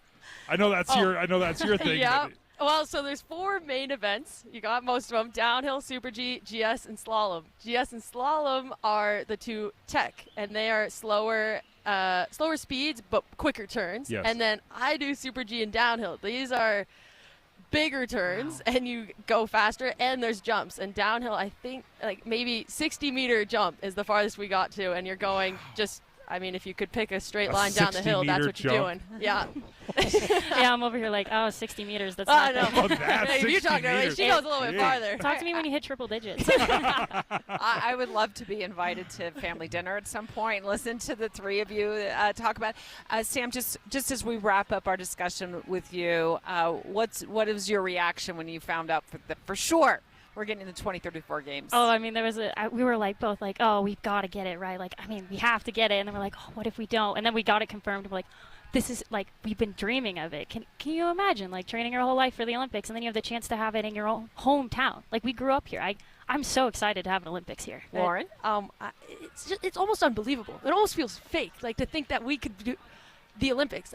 Like she said, we've been dreaming about it, and we'll be in our prime. Like not that it's hard math, but did some math, and we're like, I will be in my prime when the Olympics come here, and I couldn't be more excited. I wondered about that because I think some athletes that we've talked to, they're like, yeah, I'll be retired by then for sure, because 2034 is still 10 years out, but you still say you'll be competing by then possibly. Yeah, so I'm 22 now, and the best girls on the circuit right now on the Alpine Speed are 34, 32, and 31. So I'll be perfect 32. On top of that, you've got 2 other Olympic possibilities between here and then, so you will be a veteran. Oh, I'll be ready. Sam and Lauren Masuga, thanks so much. Tell your sister, is it Allie? Yes. Tell her we said hi. All right. We'll be watching for you in 2034. I'll be 67 years old then, so I'll be watching either from the event, from the sidelines, or watching you all on television. I'm so proud of you. Thank you so much. And probably watching you even before that at the Olympics. Italy. Congratulations on all your success. Thanks for sharing your story with us. And go SLC 2034. Straight ahead, Mayor Erin Mendenhall is in Paris. I'm sure she's so relieved we got the games. They're coming back to Utah. She's calling the show from Paris. Straight ahead. Dave and Dujanovic. Current events can have a lot of moving parts. Our job is to make it easy to keep up. You're part of a bigger world, so spend 15 or 20 minutes here and be part of it. Join us weekday mornings between 5 and 9 on KSL News Radio. With interest rates coming back down, I bet the real estate market will pick back up in 2024. We're already seeing that, Tim. Yeah. But it doesn't really matter how the market is doing when you have the right team. So if you're looking to sell your house, now you want to downsize or you need more space, you need the Stern team. The Stern team has taught us, I can think of a handful of things that I would worry about if I was buying or selling, but there are 100 details that are involved in selling a home, and they have lots of people that are handling every detail so nothing falls through the cracks. And they have so many different options. I mean, I worked with Cammie there at the Stern team, and she was awesome. But if you need an instant cash offer, you can do that. If you need to buy before you sell, you can do that. They have flexible fees. They also have people that they represent that are looking to buy a home, so maybe they can make that perfect connection within the Stern team. So don't put off selling your house or buying a house because you think the market isn't just right. The market is right with the Stern team. Go online to sternteam.com or just Google the Stern team. Time for a crucial conversation about your health and weight loss goals. Everyone wants fast results, but such results usually come with side effects. And such an approach is completely unsustainable. That's why I chose SOTA Weight Loss. It's SOTA, stands for state-of-the-art weight loss. It's swift, safe, and most important, sustainable. With those fad diets and diet drugs, you have to ask the crucial question, is it safe? And what happens when you stop taking the drugs? Sadly, most people gain the weight back and a little bit more. SOTA is the real, lasting, natural solution to letting go of weight and belly fat with no drugs, no side effects for real results. I swiftly lost 37 pounds in 90 days, and I've sustained that exact weight for over 2.5 years. That's real, sustainable success. So do you want swift, safe, sustainable results? Go to SOTA Weight Loss, SOTAweightloss.com today. Again, SOTAweightloss.com. Join KSL this Friday from 3 to 5 at the Layton NPS store at 1150 North Main Street in Layton, npsstore.com.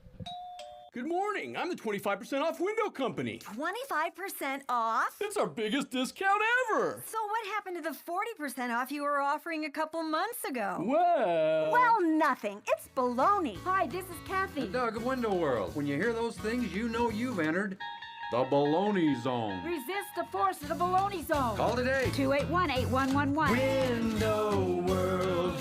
Simply the best for less. And that's no baloney. Beat the heat this summer with a desert adventure in Beatty, Nevada. Beatty is so hot that it's cool.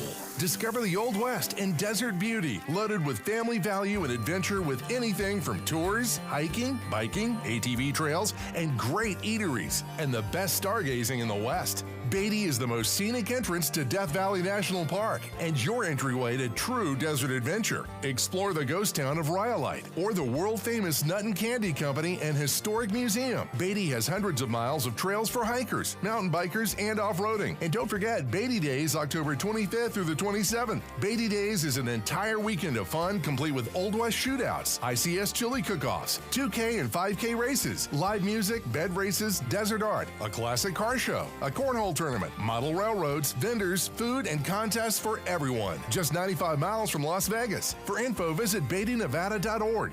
Tell them you heard it on the radio and get a free gift at BeattyNevada.org. Getting help with electrical repairs is easier than you think. All you have to do is call Any Hour Services or schedule an appointment at anyhourservices.com. No one helps more homeowners than Any Hour Services. If you're struggling with your mortgage, there's a free government program that offers expert one-on-one advice about your mortgage options. Call 1-888-995-HOPE or visit makinghomeaffordable.gov. Brought to you by the U.S. Treasury, HUD, and the Ad Council. Salt Lake City 2034. Special coverage with Dave and Dujanovic. Talking to Carol Makita of KSL5 Television. She's standing by to go live with the crew at KSL5 TV. They've been broadcasting live all morning long. Deanie Wimmer and Mike Hedrick and Shara Park and all the crew at KSL5 Television doing a remarkable job. And I was just reminiscing back to 2002 when I worked with Carol and Dick Norse and John Hollenhorst, Ed Yates. I could go over the list of icons that I had the privilege of working with at KSL5 TV during the 2002 games. And just thinking ahead to 2034 and how exciting it is. But I think I will probably be not reporting on the games this go around. I will be likely on the sidelines watching the events or sitting at home. Maybe I'll be walking around downtown Salt Lake where there will be another electric vibe like we had in 2002, Dave. Having just spoken to a couple of potential Olympians, Lauren and Sam Masuga, it just reminded me why I love the Olympics so much. I know very little about alpine skiing or ski jumping, but I care about the athletes. And that is what is so special about the Olympics is we become attached to the athletes and their stories and the sacrifices. And do you think for a second I'm not going to be following Sam and Lauren's career for the rest of my life? Absolutely I will. I love getting connected with these athletes and cheering for them, even though I may not know a lot about the sport. I remember Apollo Anton Ono and interviewing him. I had an opportunity to have them try to teach me short how track to speed skate. skating. Oh, I was able to be on the ice with some of the members of the curling organizations up in Ogden, and they tried to teach me curling, and that actually became kind of a classic event during the 2002 Winter Games. And the nice thing about the upcoming Winter Games is we got, like we did in 2002, tons of time to plan. And what I love about the way the committee is doing it is they are saying they're going to put thousands of tickets aside for families in Utah to be able to afford to go to some of these events. 2034, of course, is the year, and the ticket prices for, thousands of ticket prices will be priced at $34, which, as we talked to Tim Hughes, our very own Tim Hughes, who's in Paris and was there for the announcement this morning, he said, save up the money. Even if you have 6 members of your family and this costs you $40 a person, this is a memory you'll take with you for a lifetime. I tell people this all the time. Having grown up in the sports world, having worked in sports for a number of years, I tell them, you'll never remember the game you watched on television. You will never forget the game you went to. That is why you show up. And it can be expensive, I understand, but it is a lifelong memory that I will always carry with me. KSL5 Television's Carol Makita. It's so good to see you. Dave, hi. So you're going to be joining KSL5 TV in just a few minutes for their live coverage as well. And we had an opportunity to work together back in 2002. Indeed. What was one of your favorite memories, Carol, from KSL5's coverage of the games back then? Let's start in 1995 right here. And I remember, I don't know how many tens of thousands of people literally lifted off the ground at the same time. It's what it felt like. And the cheering went on for 10 minutes. It doesn't sound like maybe a long time, but it was. We could not even speak to each other with our headsets and microphones on because there was so much excitement. And that followed a bid that didn't go for us and went to Nagano, Japan. And so we were a little discouraged at the time and very anxious, unlike today when it was probably 95% sure that we were going to have the 2034, maybe 50+%, so we were on the edge that day, and it just made it so much more exciting. One of the things that stands out to me during the Olympics and having told so many incredible stories over your career is we don't know the sports. Like we don't know all the rules. We don't follow it like we do football. We know every hand signal. We're pretty novice at the sport, but we love the stories and the history behind these athletes. Well, and here's I had covered the national figure skating when it was here in 1984, so I just, raised my hand. I had been following it over the years, and I said, I'll cover figure skating. Well, I'm sure you all remember what happened. Skategate. Yes. It was like day 2. Yes. The scandal happened. You bit off a lot. You didn't know you were going to bite off that much. It was news conference after news conference. I'm trying to chase down the French judge who was the problem person. I'm going from hotel to hotel trying. I remember that, Carol. Remember? And I remember how stressed you were. It was a big story. It was an international story, and there was some controversy over how the judging had gone down. All right, here it is. It's the pairs skating, and I'll never forget their names. Jamie Salé and David Peltier, the Canadian skaters, flawless. Everybody loved them. Beautiful. Still love them. They're adorable. And then the Russians skated, and there was a mistake. But the Russians got the gold, and the Canadians got the silver, and it was what just happened. Something bad happened, and so there was this trade-off with the French judge and the Russians and voting and that sort of thing. That was going on behind the scenes. Behind the scenes, it was up. uncovered, and so eventually, some days later, the IOC awarded the Canadian skaters a gold also, so that there were 2 golds. And it was such an odd ending. What a scandal. And it was coming off of our Olympic bid scandal as well.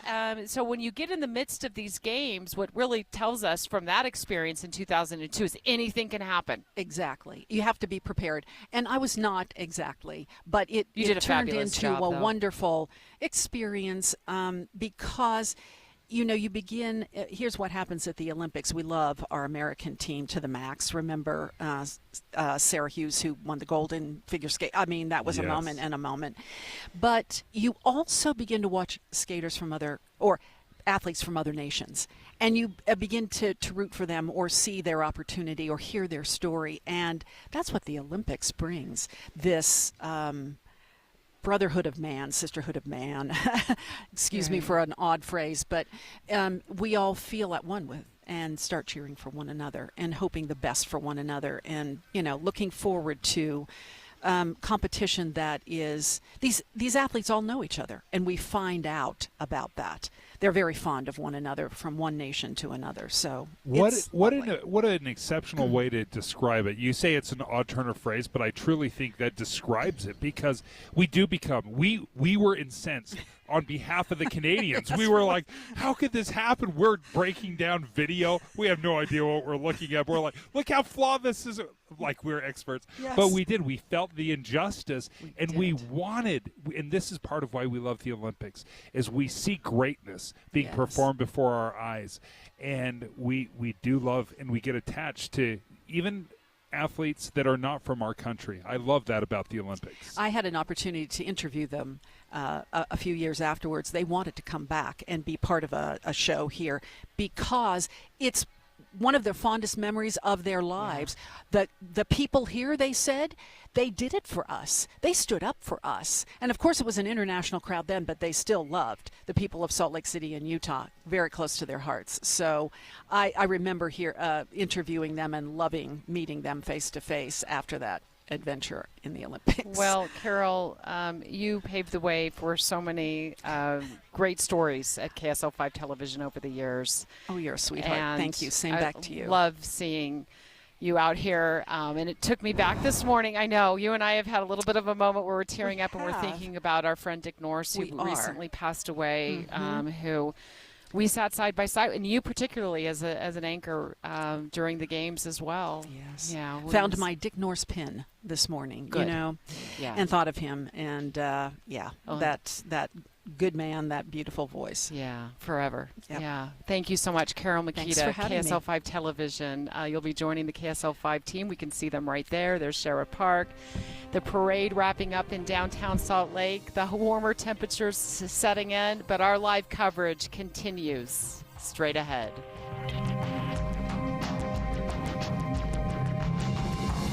KSL FM Midvale. KSL Salt Lake City. From the KSL Common Spirit Health Studios, this is KSL News Radio. Utah's news, traffic, and weather station. It's 11 o'clock at KSL News Radio. I'm Dan Bomas. KSL's top story this hour, thousands of people crowded into Salt Lake City's Washington Square long before the sun was up today to see Utah awarded the 2034 Winter Olympics. KSL News Radio's Becky Bruce was there. Salt Lake City Mayor Aaron Mendenhall and Utah Governor Spencer Cox were in Paris for the announcement, but people here crowded around some giant screens to watch the events transpire live here at Washington Square. Super fun atmosphere, though. People were throwing beach balls and ringing cowbells and just otherwise having a great time in the middle of the night. Salt Lake City 2034 already has an official logo unveiled during this morning's announcement. Features red, green, and blue swipes reminiscent of the Olympic rings. Our top national story this hour from ABC News. Delta Airlines says it's getting back on track finally after last Friday's IT meltdown resulted in hundreds of Delta flights canceled since then. Yesterday, Delta canceled more than 500 flights. Today, it's fewer than 100. CEO Ed Bastian says service should be fully restored by tomorrow. Your money at this moment. The markets, of course, are open today, and the Dow Jones average down 326 points on the day. The NASDAQ is down 524. Our KSL weather is about as hot as it gets on the 24th of July, and that's pretty hot. That's next. KSL News Time, 11:01. It's a priority for us at this station to bring you all sides of a story and to talk about the news fairly, completely. Get all the facts and be really aware. Utah's Morning News with us, Tim and Amanda. Weekday mornings 5 to 9 on KSL News Radio. This is the story of the one. As head of maintenance at a concert hall, he knows the show must always go on. That's why he works behind the scenes, ensuring every light is working, the HVAC is humming, and his facility shines. With Grainger's supplies and solutions for every challenge he faces, plus 24/7 customer support, his venue never misses a beat. Call quickgrainger.com or just stop by. Grainger, for the ones who get it done. Every business faces challenges, but complicated, expensive, and uncertain shipping shouldn't be one of them. With USPS Ground Advantage from the United States Postal Service, you can avoid all the noise. No more unexpected surcharges, hidden fees, or complex rate structures. It's just easy, cost-effective, and dependable shipping. Tune your business's frequency to success and turn shipping to your advantage. Learn how at USPS.com/advantage. USPS Ground Advantage. Simple, affordable, reliable. Hi, this is Doug Wright, the other night, D&I. On opening night, by the way, we had the chance to see The Nutty Professor, which is playing right now at Hale Center Theater. By the way, it continues on through August 17th.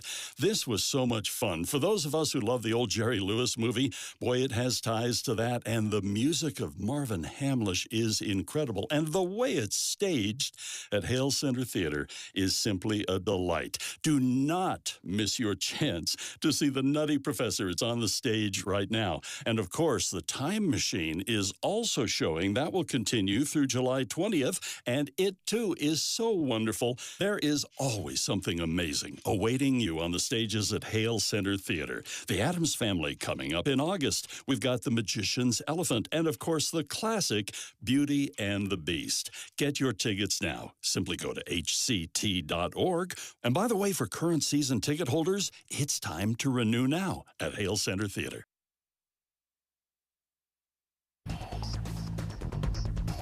Traffic and weather together brought to you by Sinclair's DinoPay app. Save up to 20 cents per gallon. Right now, the parade in Ogden is wrapped up, and the one in Utah, in Salt Lake City, finishing up as well. Freeways are wide open right now. Advanced Window Products, $2,500 off, 10 windows or more. AdvancedWindows.com. Affordable windows guaranteed. Look for sunshine today with a high of 103 in Salt Lake. Tomorrow, 97, Friday, 94, and there's a chance of thunderstorms. And right now, we're at 90 degrees with sunshine. I'm Dan Bomas from the KSL Common Spirit Health Studios. Listen online at kslnewsradio.com. We're Utah's news, traffic, and weather station. Salt Lake City 2034. Special coverage with Dave and Dujanovic. So exciting that we got word this morning that Utah will host the 2034 Winter Olympic Games. It's official. The International Olympic Committee making that announcement from Paris before the sun came up today. I also think it's really important to talk about the Paralympics because we will also be hosting the Paralympic Games in 2034, Dave. And my favorite thing about the Olympics, no question, is not the sports, oddly enough. It's the athletes. Because the sports, they're incredible. Mm-hmm. I don't know them like I know football or basketball. But all of a sudden, I start watching the Olympics, and I start hearing the incredible stories of these athletes, and then I'm in. Then all of a sudden, I'm the biggest border cross fan in the world. Like if you were to ask somebody, hey, do you know anything about border cross? No, most people don't know. But then you learn about the athletes, and all of a sudden, you're invested. One of those athletes, Joe Pleben, joins us right now. You do border cross. I do. Thank you guys for having me. I race border cross and bank slalom on the U.S. Paralympic team. You don't live in Utah, are you? Right? You're from Virginia, but are you training here? I mean, why are you here today? We're glad to have you, but yeah. Are you here for the announcement? So I'm actually out here for a training camp, and we pushed our whole training camp trip back a day so we could be here for the announcement because we heard it was coming up, and so we're so excited to be out here in Utah. We're up at the Center of Excellence in Park City, which is a beautiful facility, the best place you could train. And yes, my family's from Virginia. We live there currently, but we're actually trying to make our way out here, hopefully before the next games. It has been incredible over the last several years. I've noticed the Paralympic Games, the exposure, the athletes, the resources that have gone into the Paralympic Games has been exceptional. And all of a sudden, it is not just the Olympic Games, it is the entire month that we're enjoying the Olympics. That's what I really love about it, and I really appreciate that the USOPC and the U.S. team has really put some effort into making the Paralympics at the same level of the Olympics as far as coverage, as far as media, and so it's exciting. It's exciting that the Paralympics gets a lot more coverage. Paris Snowboard, where I'm from, is a smaller team. We don't get much international coverage for our races, and so the fact that the Paralympics are coming home to the USA is extremely exciting. Now, I have a note here that says Joe Pleben you've been on 2 world championship teams. Yes. Awesome. Yeah. I'm very, very lucky to have a handful of good results, but still fingers crossed going for the big one at the games. That's really what we're working up towards. Well, Joe, best of luck. We're pulling for you. It's so great to meet you. It is a momentous day for us here in Utah as we get the 2034, but there's still a couple Olympics squeezed in between there that you're eyeballing, and we wish you the best of luck. Thank you for joining us. Thank you guys for having me. Yeah, good luck, Joe. Enjoy the rest of your stay here in Utah. So lucky to have you here. Thank you. Earlier today, when we jumped on the air, we got a phone call from Paris, which is where the announcement was made this morning. It happened about 4 a.m., where they officially said Utah will host the 2034 games. And we spoke to Senate President Stuart Adams of the Utah State Senate, and we asked him, On the path to the Olympic Games in 2034, what are some of the different things that might pepper the path? Like, are there going to be construction projects? Will there be, buildings that need to be constructed? And he brought something up that really caught Dave's attention. Let's listen. Actually work on front runner. It needs to run like it does here in Europe, 150 miles an hour rather than 79. We need express trains. Express trains going at 150 miles an hour in Utah? It sounds like a movie.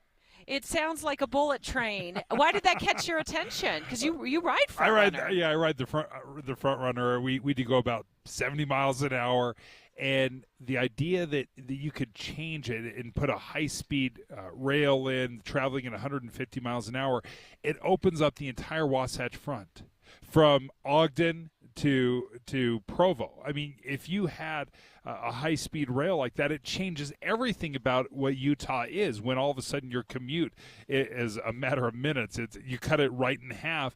That is an incredible development. I thought, okay, is that pie-in-the-sky stuff, or is that what we're working for? Utah State Senator Todd Weiler live on the line right now. Good morning, Senator. Good morning. It's so exciting to get the games and then to hear that we're going to have a bullet train. I've actually ridden the bullet trains in Germany and China, and, they don't stop every 5 to 10 miles like Front Runner does. So that's one question I have. I mean, maybe if we're going to get a train going that fast, it would have to go from like Provo to Salt Lake and Salt Lake to Ogden. I don't know. I'm not an expert at those things, but it's pretty cool. I was in Frankfurt 2 years ago, and I could go from Frankfurt to Köln faster on the train than I could driving on the Autobahn. I mean, like twice as fast.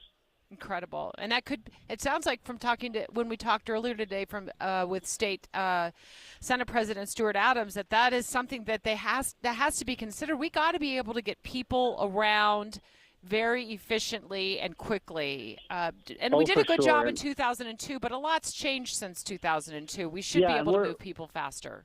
We're going to try to get Front Runner double-tracked. We've already funded that before the Olympics to get that done, because that'll allow Front Runner to run every 15 minutes instead of every half an hour, and that would be a huge change. I don't know if you ride Front Runner like I do, but sometimes you have to sit in the station and wait for the other train to come because there's only one track in between the stations right now. So when we're looking at these improvements that are coming, does the 2034 announcement, does that open more doors, or does it just fast track everything, and we can have access maybe to more federal funds? What changes with the official announcement? Well, our venues are pretty much ready to go. As you heard Stuart Adams say this morning, I heard his interview. We got federal funds for security last time, but that was right after 9/11, so that's yet to be determined. And then we did get a kind of a wrinkle thrown at us this week. They want Congress to enact a law putting the IOC doping regulations as paramount above the United States' doping regulations. And I haven't dug into that, but, if Congress says no to that, I'm not sure exactly, where that leaves us. So that was a condition. I was there this morning, in Salt Lake when it was announced. There's a crowd of 3,000 to 5,000 people. It was really exciting. It's just an incredible moment for us, and we'll have to continue to follow the developments on the doping issue. But as for right now, we have the games, the contract's been signed, and we're moving forward, right? Do you foresee anything, Senator Weiler, in terms of road construction like we saw with the I-15 luge back before the 2002 games, where there was so much construction overnight on I-15 that I haven't heard that. I mean, that could happen, but if you compare us now to where we were like in 1997 when that construction started, there were still 2 lanes from I-15 to Provo to Salt Lake. We've come a long way from that. I did hear Governor Leavitt speaking last year, and he said when he was governor, they were trying to, get the freeways ready for the next 20 years, and he was sitting in traffic, and then he realized it's been 20 years. I think that was in, like 2020. Yeah. So there may be some discussion of that, but we just redid I-15 through Utah County in the last 6 years or so, and I think I don't know, I haven't heard that discussed, but we're in so much of a better situation now than we were 25 years ago. Yeah, and we have the venues. I know there's going to be they said 40% more events than what we had in 2002, but I think we have the That's venues, amazing. so we don't have to live through the construction of that and the funding of that. We have I-15 in place. They're already improving Bangerter. I was on it this morning as I drove into downtown Salt Lake City. Yeah, and I think there's some plans to add some lanes into in Davis County, north of Salt Lake, in the next couple of years, from what I understand. And, Debbie, I want to remind people the Summer Olympics are coming to L.A. in, I think, 2028. And so I was just talking to my wife this morning saying we got to get some tickets for, like, gymnastics and basketball in L.A. So, we've got really two chances for Utahns because we can obviously drive to L.A. in just a few hours. That's right, and go to Disneyland while we're there. That's right. Thank you so much, Todd. Always fun to talk to you. State Senator Todd Weiler, live on the line, was here this morning for the big announcement. Says there was 3,000 to 5,000 people gathered around Washington Square waiting for that announcement from the International Olympic Committee. And if you missed the news, it is official. Utah will host the 2034 Winter Olympics. Massive news. It will be an incredible boon to our economy as well. And because this announcement, and it's all official, it does open up opportunities for us to receive federal funds and make official requests because, sure, we are the host city, but make no mistake, this is not just about Utah. This is the entire United States of America, and we will be holding 2 Olympic Games in the United States over a 6-year span. LA in 2028 and us in 2034. And if you have been tracking this story all morning long, you may be asking a lot of other questions like, okay, when do tickets go on sale? And how can I volunteer? And what about security, Olympic security? What did it look like in 2002? Remember, we were just months this side of the 9/11 terrorist attacks in New York and on the Pentagon. And so they had to, on a dime, increase and enhance security at a level we'd never had imagined before 9/11. We will have tons more coverage, 3 hours of Olympic wall-to-wall coverage starting at noon until leading you right up to Jeff Kaplan's afternoon news this afternoon. The Olympics past, present, and future. We have been working on a 3-hour documentary that will answer a lot of those questions for you. Straight ahead, more gold medal moments in the Dave and Dujanovic show, including our discussion up next with a junior world champ with the U.S. snowboard team. That's next. Dave and Dujanovic. Here's a trick to podcasting at work and getting all the Utah news you love. Download the KSL News Radio app. The podcast for Utah's morning news and Dave and Debbie are right there. Dozens of podcasts a day. That's the app for KSL News Radio. It's a big week. Celebrating Utah's pioneer past and a future Olympic Games. We will be live from Paris when the selection of the host city is announced. Join us for in-depth coverage from Salt Lake City to Paris, past, present, and future. We have you covered all week on KSL News Radio. Hi, this is Doug Wright. Over the years, I've talked a lot about hard water. It takes years off the life of water heaters and other appliances in your home. Leaves scum on the shower walls, and you almost need a jackhammer to remove that. I've talked about how Connecticut of Utah, an authorized Connecticut dealer, their water softeners are maintenance-free. You just don't need adjustment, and they do the job with 2/3 less salt than other softeners. But today, I want to talk about the exhilarating feeling of stepping into a hot bath or shower and feeling that pure, soft water cascade over your skin. It feels like every pore in your body wants to stand up and start singing. And afterward, there are no itchy hard water deposits sticking all over you. You really should look into a soft water system from Connecticut of Utah, an authorized Connecticut dealer. You can learn more about Connecticut by giving them a call at 801-576-8600 or log on to Softwater Utah. Connecticut of Utah, an authorized Connecticut dealer. Then sit back and enjoy your shower even more. This is Derek Overstreet of the New Millennium Group and host of Stop Working and Start Living Radio. If you're close to or in retirement and you don't have a tax plan, call us right now, 888-999-6370. That's 888 88-999-6370. Listen, our country's been spending like never before, and the tax bill is coming soon. If you need an income tax strategy and a financial plan that will get you through the rest of your life, give my team a call, 888-999-6370. That's 888-999-6370. If you want an investment plan that allows you to keep more of your gains and pay less taxes, give us a call, 888-999-6370. My team specializes in the type of plan that will get you retired 3 to 5 years sooner than you thought possible. So, get a no-cost tax analysis by calling 888-999-6370. That's 888-999-6370. My team is standing by now. If you're looking for a new couch, you could cut down on expenses by bundling your car and renter's insurance with Progressive. Because you know you've had this couch for too long. Sure, you've had good times together, but a ripped-up cushion is not a fond memory. It's a sign. Notice how other people have couches with 2 armrests? Now that's living, right? No, it's just normal. So bundle your renters and car insurance with Progressive and put the savings toward a new couch. Please, it's time. Progressive Casualty Insurance Company. Coverage provided and serviced by affiliates and third-party insurers. Not available in all states. Did you know your skin is the largest organ of your body? Huh? That's why you should shower with Old Spice Super Hydration Body Wash instead of plain old bar soap. Love your skin by super hydrating it with vitamin B3 and glorious notes of vanilla and shea. Did you know that my super hydrated skin is the second largest organ of my body? The first is my heart. Old Spice. Men have skin too. Old Spice Super Hydration Body Wash. 24/7 renewing moisture. With daily use. Any Hour Services can make sure your AC keeps you cool this summer. Whether you need a tune-up, repair, or just a second opinion about replacing it, call Any Hour Services or visit anyhourservices.com. Jeff Kaplan. I'm energized by breaking news. First of all, because it's right now, and second of all, because in many cases the audience needs to know. There's no more important service that we can provide, and I find it critically important to get more details to the audience as quickly as possible. There's nothing more energizing than that for me. Not at all. The most important thing we do is breaking news.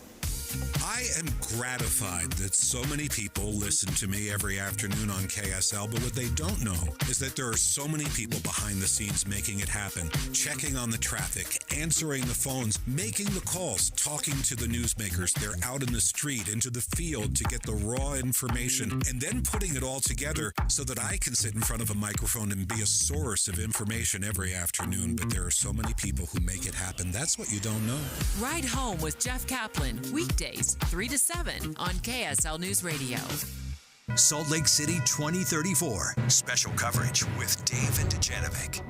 The best part about winning the 2034 Winter Olympic Games is the smiles on the faces of the athletes that are probably going to be competing in the 2034 games when they come to Utah, Dave. They're all over downtown in Salt Lake City where we're broadcasting live, and we've been here all morning long. I do wonder if 10 years right now feels like a million years out to the athletes, because they're the ones that are training every single day, watching what they eat, lifting, all of this demand of becoming an Olympic caliber athlete. And we've had a great opportunity today to speak to so many athletes, Olympians, and hopefuls. Brooklyn DePriest joins us right now as a U.S. snowboarder. And give us an idea. I mean, you're an athlete. The Olympics, what does it mean to you? And then when you heard that it was going to come here to Utah, another one in the United States, what was your reaction? I mean, I was super excited.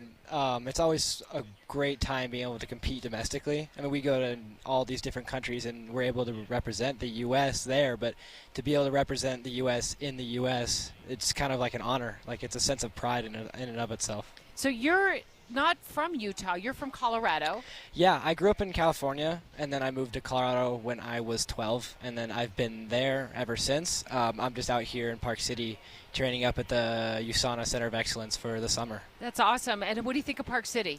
Oh, I love it. The location's great. It's definitely a little bit warmer up here, but yeah. I think that it's still just as beautiful as Colorado, and everything is very convenient here. If you think it's hot in Park City, I mean, Salt Lake is like another 10 degrees, so I look at your 85, 90 and think that is just balmy, beautiful weather. But no, give us a little bit of an idea.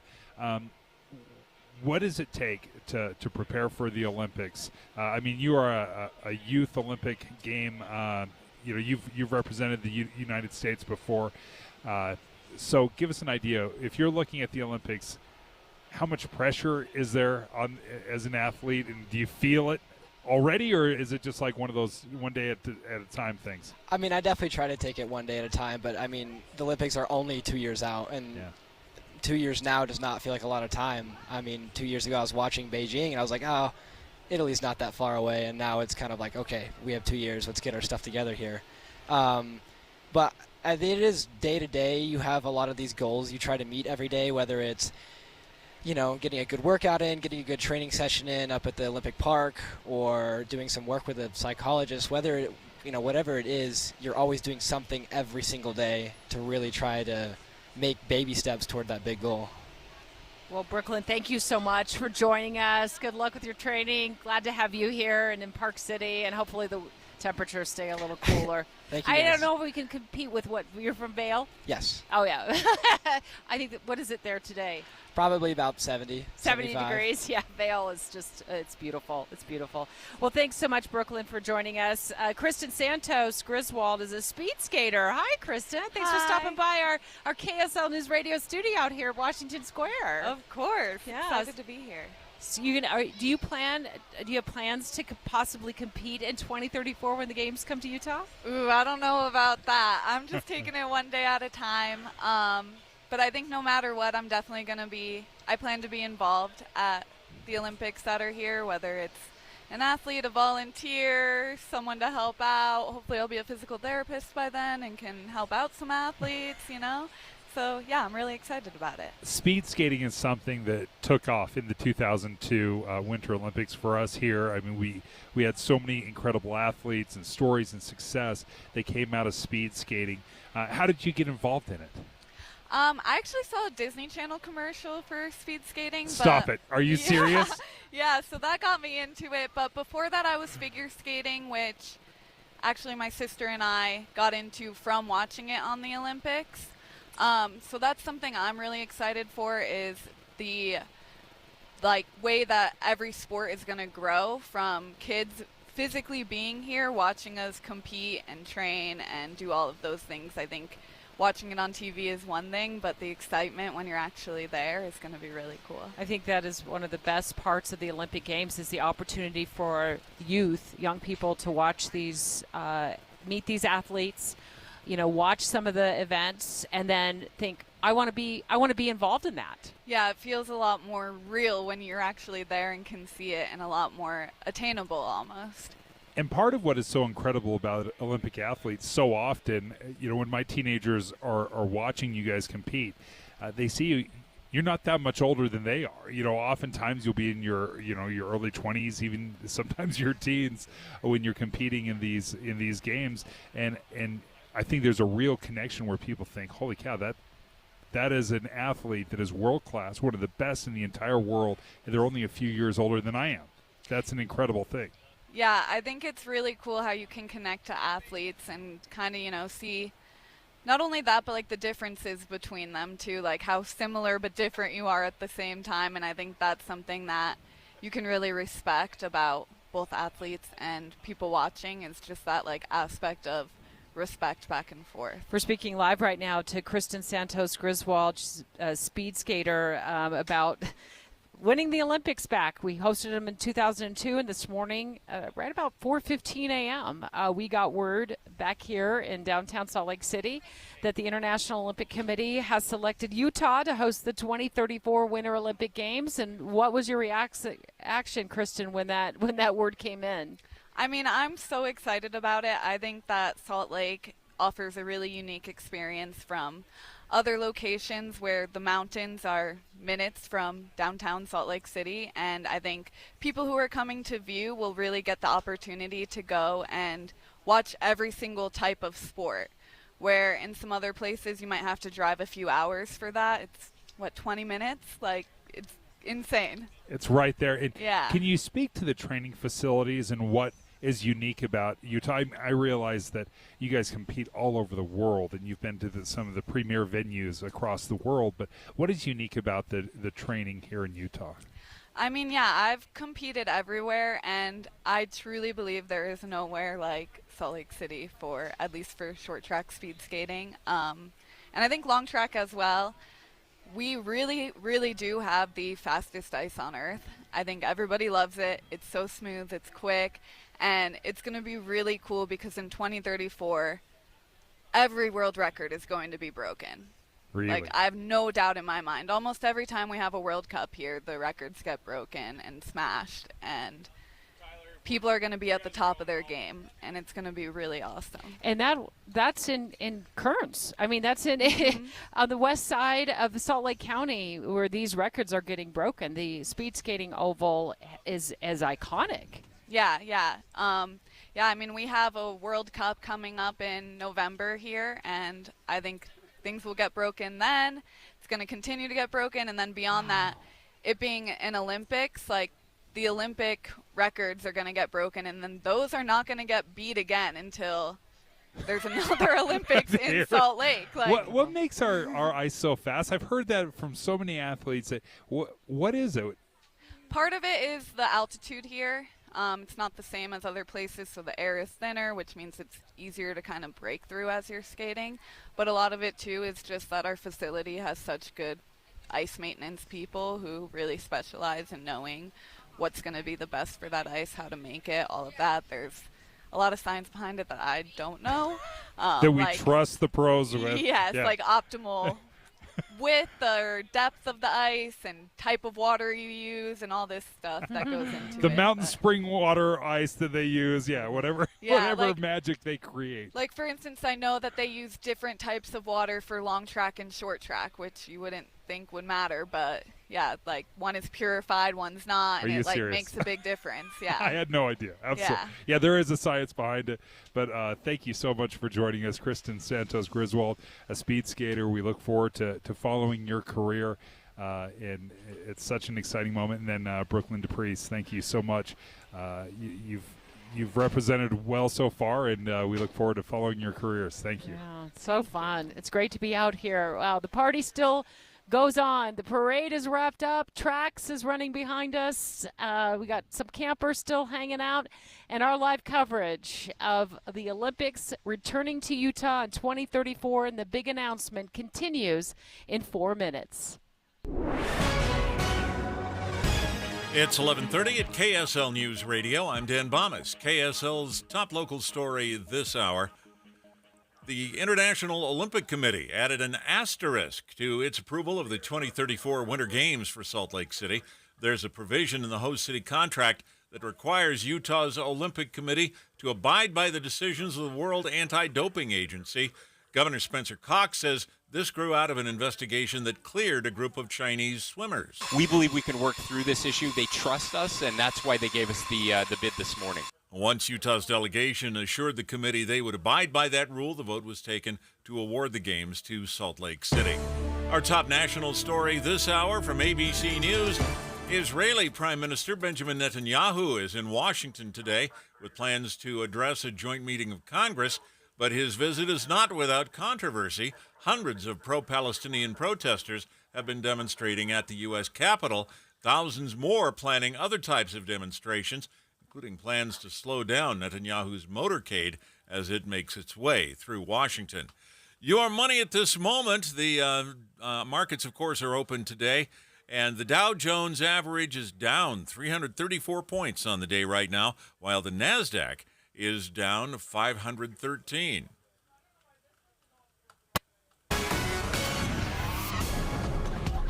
And coming up, just very hot weather for the 24th of July. That's next. KSL News Time, 11:32.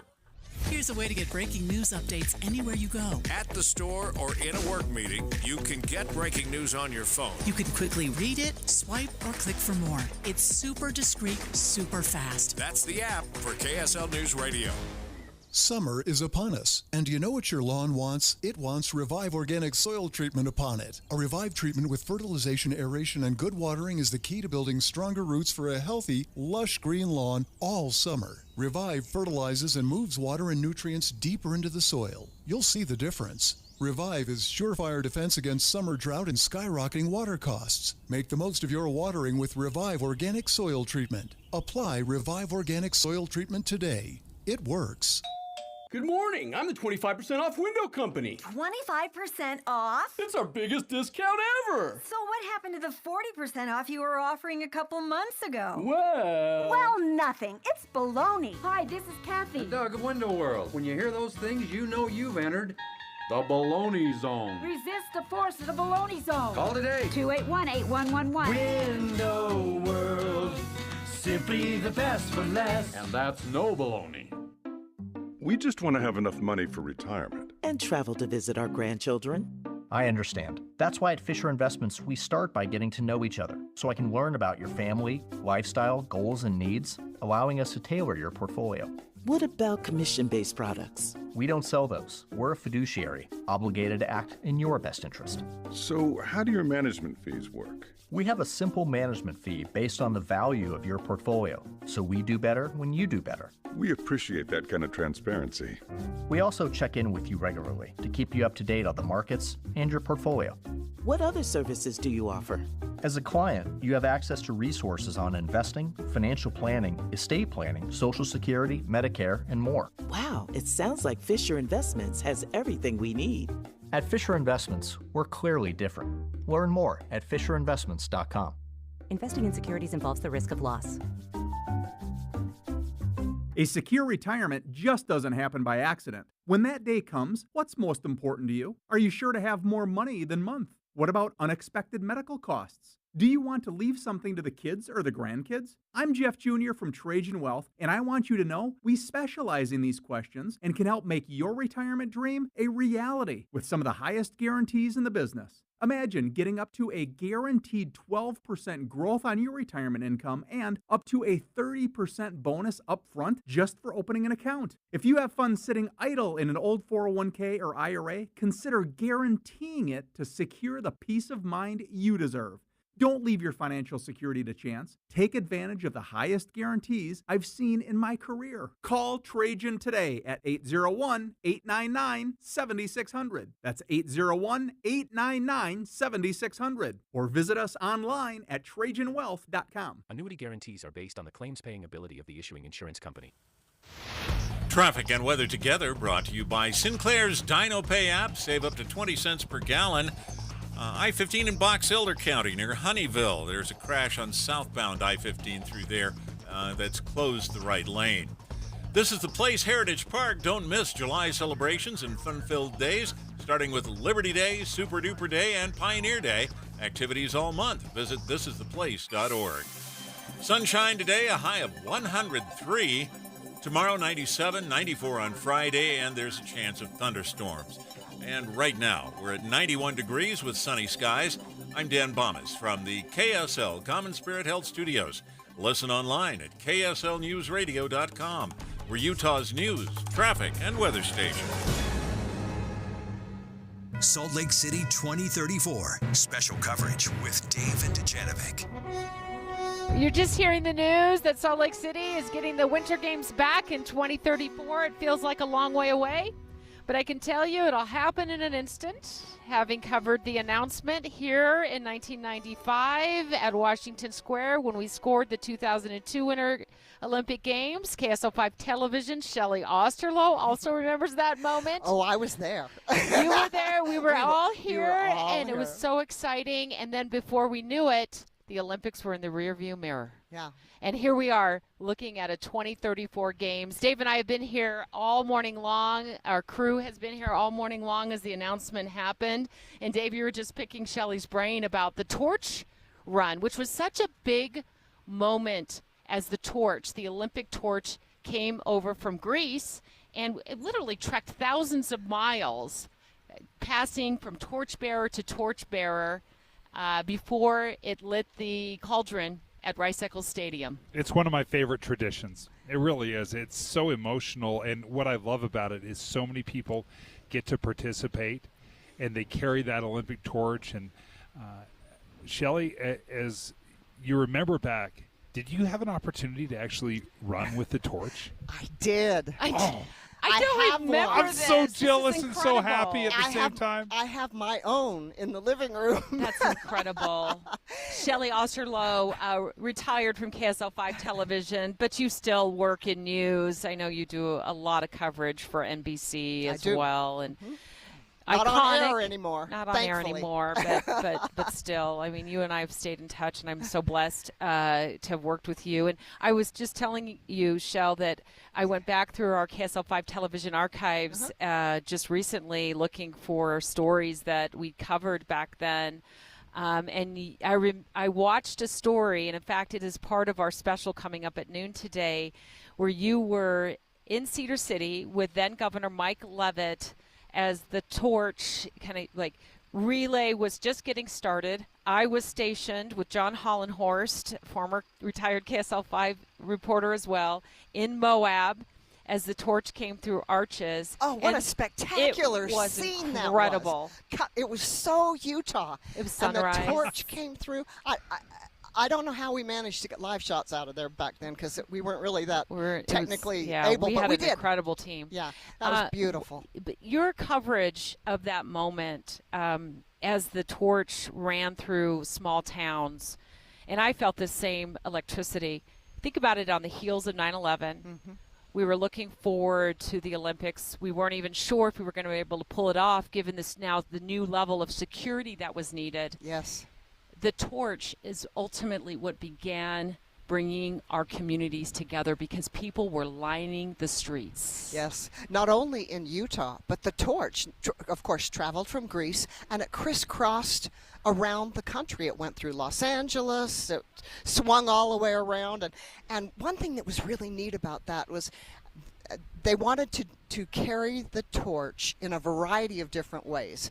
So land, it flew, it was pulled by a dog sled through the snow, people skated with it, it was everything. And I have a couple of fun pictures of Matt Powers and myself out on Great Salt Lake wearing special life jackets provided to us because they wanted to carry it across Great Salt Lake on a boat, waved in the air. There's and significance everything they did with the torch. But it was as if it was just gathering energy, gathering people, gathering the community all together to see it. And people, it only goes by for about, 5 seconds or 10 seconds, but huge crowds all across the country to see the torch. And that was really the beginning of that whole coming together thing. It felt so good, and it was really a moment where small towns came out to Main Street and cheered it on. That's right. And when I remember when it came through Salt Lake County and we had just wrapped up our coverage for the day and we were all so bone tired, I ran home. My kids were 5, 4, and I think 2 years old. I scooped them up. I threw him in the car. I said, buckle up, Mama's taking you to see the torch go through Sandy.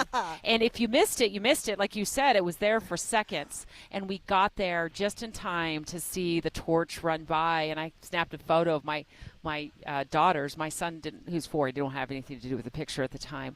But you actually ran with the torch. What was that like? I don't know how I scored that. I'm sure it was because I was the Olympic specialist and a few of the KSL people had the opportunity to do it. But it was really pretty amazing. They pick you up in a bus and you're all dressed just alike in your torch outfit. And they show you how to operate the torch and how to hold it. And I'm, someone is passing the flame to me. I'm holding my torch. I'm trying really hard to make sure that I push the right buttons to get the gas out so that it starts. And my intention was to walk very slowly and to just enjoy every moment. But as soon as I got it, I felt, I am running the Olympic torch. And I put my head up and I held it up high and I just ran faster than I probably could have or should have. I wanted to enjoy it a little bit longer. And seeing the crowds. But it was, and people cheered. My family was there. I have a few nice photos with my kids and nieces and nephews and things like that. And Matt Gephardt just did a story a few days ago on what's selling on 2002 Olympic memorabilia on eBay. And the highest selling items are those suits that people wore for the Olympic torch. Run. It really was. It was such a fantastic and unifying sight. That was part of the uniforms that made it so special. But even today, we relit the Olympic torch at 4 a.m. today, and you'll be able to see it tonight. I think from 6 to 11 they'll have it lit as well to honor this huge announcement of getting it back in the Olympics in 2034. Shelley Osterloh is joining us right now, the KSL Olympic superstar covering the Olympics for so many years. I always felt it was a once-in-a-lifetime experience. I was very new to the business. I was in my first couple of years in the news business, and I thought this is a once-in-a-lifetime experience. What's it like for you to see it come back? I'm really excited. I'm really excited mostly because of what a unifying force it is. I mean, right now our country is so divided, and people are just, we don't come together for much of anything. And after 9/11, you mentioned that we were beat up. We were sad. We've never been attacked on our own land. And then we have 5 months later the Olympics. No one was sure that they would have adequate security, that it would be, it was a real big if. It was a real big if. Yes, and the country was just beat up. We were hurt. And as the Olympics started and American athletes started winning a few medals here and there, it just picked up such a beautiful spirit and energy about it. It brought us all together to cheer for America, and we were a winner again. And it really changed the way we saw ourselves. It was a moment in history that just changed everything. And I hope that these games that are coming in 10 years, I hope we're not as divided then, but who knows. But I hope, again, that it gives us all a chance to come together. So well said. And as you were talking about 9/11, and I was reflecting on the torch run.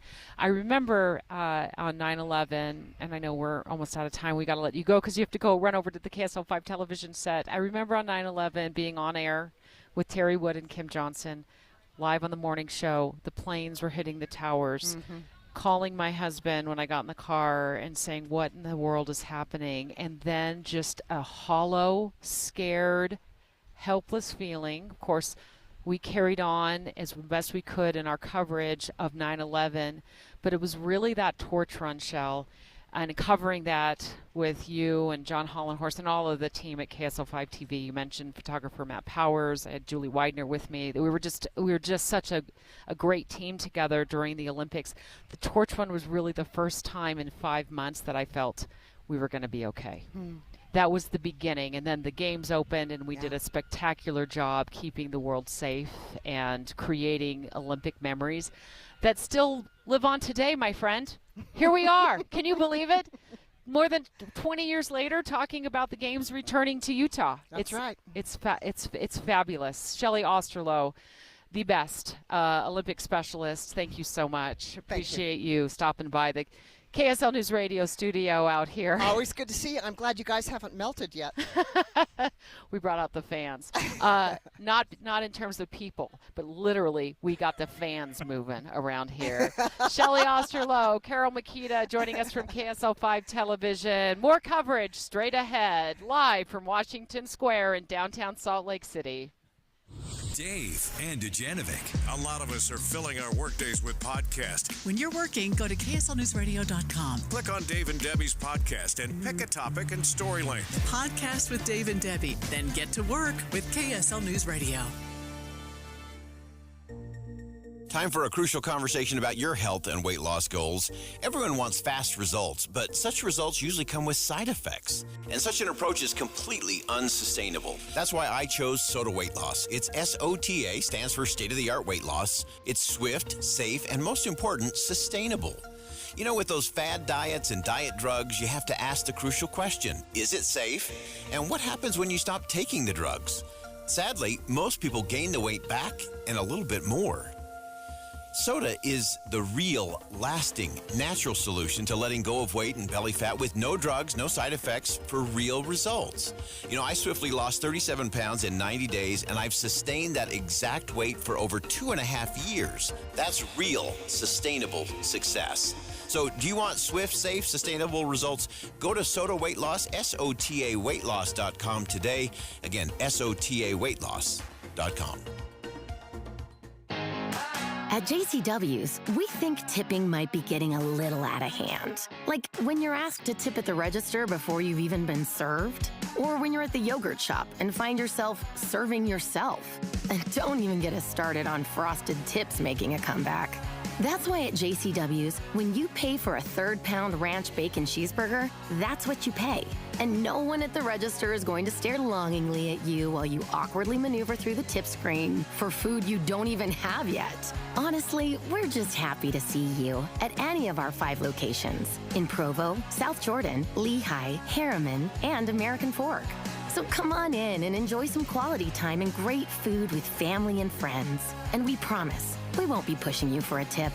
Hey, this is Chris with JCW's, and we just want to say thank you, and especially to our loyal customers. We want you to know that at JCW's, your business is all the tip we need. JCW's, quality and a lot of it. Paid for by government. Did you hear? A secret hoard of 1904 $20 Gold Liberty coins have been found. These gorgeous 1904p gold coins are as bright and shiny as the day they were struck, and less than 500 of these gold coins are available. Coin experts are calling this secret U.S. gold coin discovery a once-in-a-lifetime opportunity, and you can own a piece of the hoard. When you call, you are guaranteed a 1904 Gold Liberty struck at the iconic Philadelphia Mint. With limited availability, you must call now. These 1904 dated gold coins are still in uncirculated condition with brilliant luster. That is 120 years of history you can hold in your hand. To learn more, call 1-800-895-7664. Call now and you'll receive a free bonus, a $75 value free with every order. Call 1-800-895-7664 now to secure your 1904p $20 Gold Liberty coins before they sell out. That's 1-800-895-7664.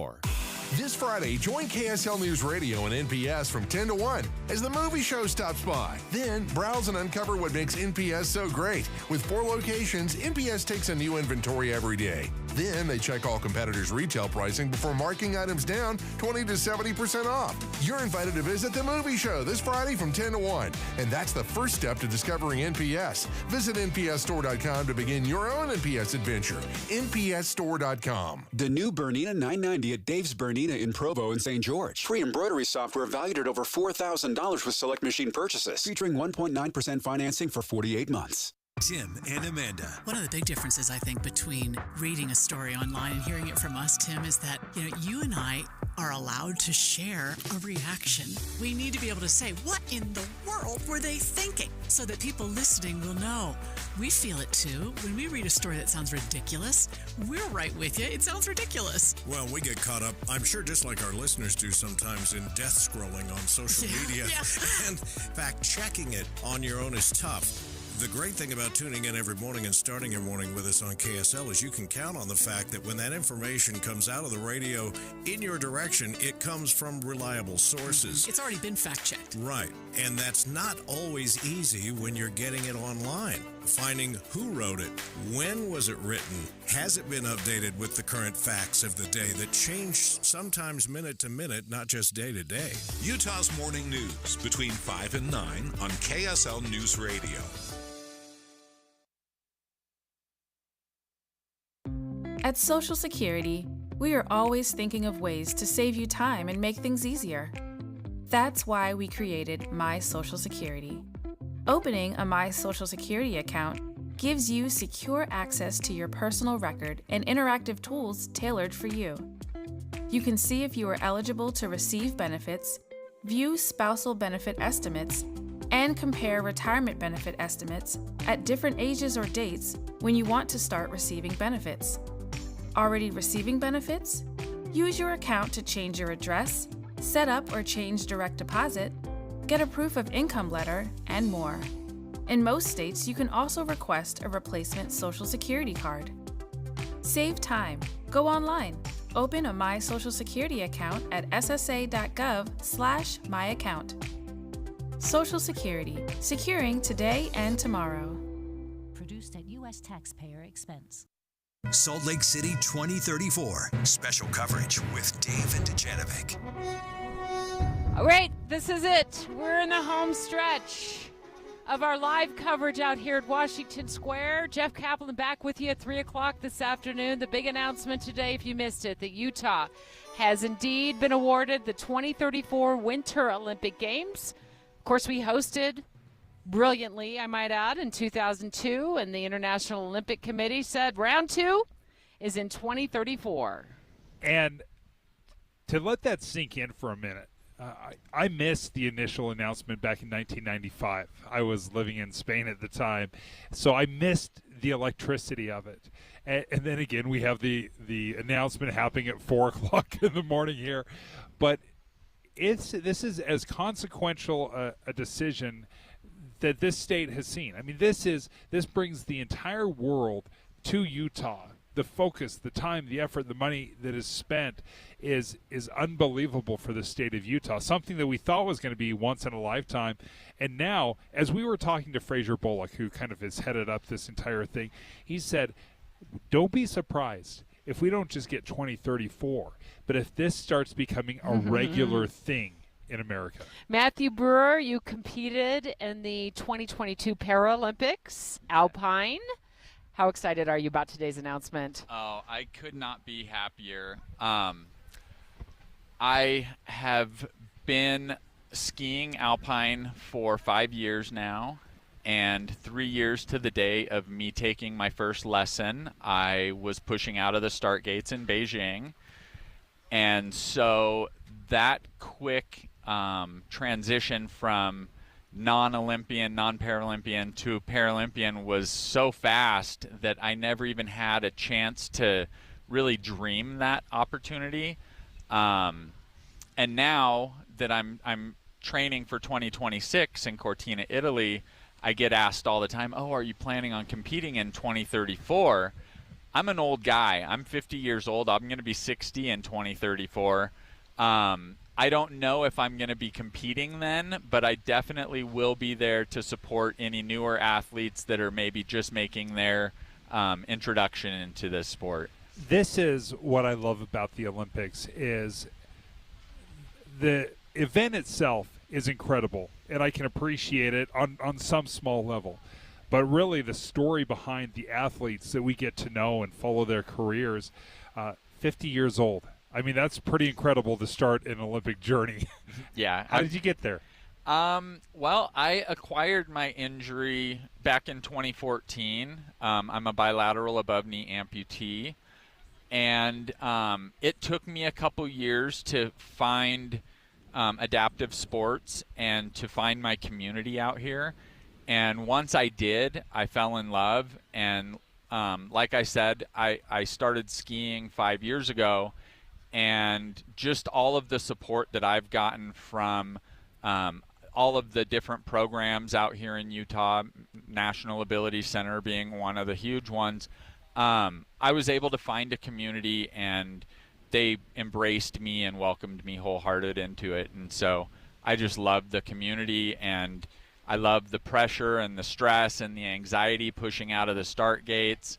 You know, as we were discussing earlier, what other opportunity do you have to go 75 miles an hour in a mono ski? Like, it's a blast. It's so much fun. An adrenaline rush that most of the world cannot comprehend, because it's this fine line of it's dangerous, but it's also exhilarating. Yeah, definitely. Did you grow up here, Matthew? I didn't. I grew up in Huntington Beach, California, and I moved out here 5 years ago, right when like a couple months after I took my first mono skiing lesson. And you've fallen in love with Utah? Absolutely. And you're here to stay? Very much so, here to stay. And train? Got married a local Utahn, and we have a beautiful life together, and awesome. Yeah, I'm not going back. That's awesome. Well, we're lucky to have you. Thanks so much for stopping by and sharing part of your story with us. So we have more time, we'd share more, but we'll have plenty of coverage between now and 2034. So don't be a stranger. Please come back and join us. I will. Share your successes with us. Congratulations on all your success, Matthew Brewer. He competed in the 2022 Paralympics. He's an alpine skier. It sounds like a fun time. I'm 57. You're like, I'm an old guy. I'm like, you're 7 years younger than I am, Matthew. So I mean, if I could alpine ski, it would be a gift, but I can't. So you're amazing. Thank you. Thank you so much. Just point the skis down. Right. Just point them downhill. Yeah, go fast. Go fast, go hard. Well, unfortunately, I have the fear factor. Yeah. You can't have that. You got to get rid of that somehow. Well, we have a huge day ahead of us. We are not done yet. This is a big announcement. Utah will host the 2034 Winter Olympic Games. Salt Lake City landed the bid, got the nod this morning from the International Olympic Committee. And our team of reporters and producers have been working feverishly behind the scenes leading up to this moment.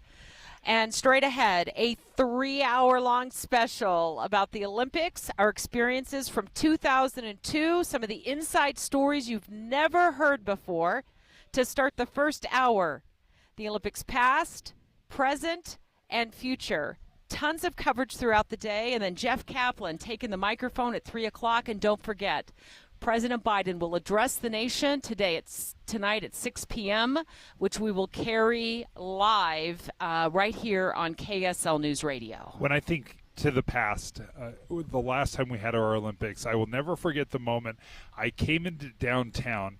The first time I saw the buildings wrapped with these incredible athletes that are, 100 feet high, these incredible wraps of the building, it took my breath away. And to think that we're bringing that kind of spirit back to Utah is so exciting. My son was 4 months old when the Olympics came.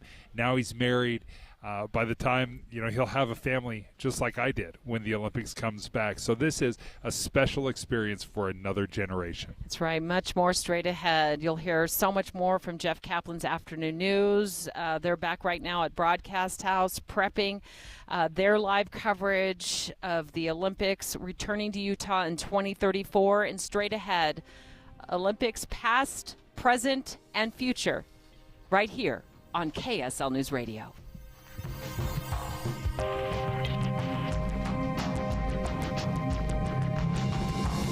KSL FM Midvale. KSL Salt Lake City. From the KSL Common Spirit Health Studios, this is KSL News Radio. Utah's news, traffic, and weather station. It's 12 o'clock at KSL News Radio. I'm Dan Bomas. KSL's top story this hour, Utahns reacting to the big news that Salt Lake City will host the 2034 Winter Olympics. Savannah says she's excited for the games to return, given that she was only 7 when the games first came here in 2002. Those were actually the first Olympics I even remember.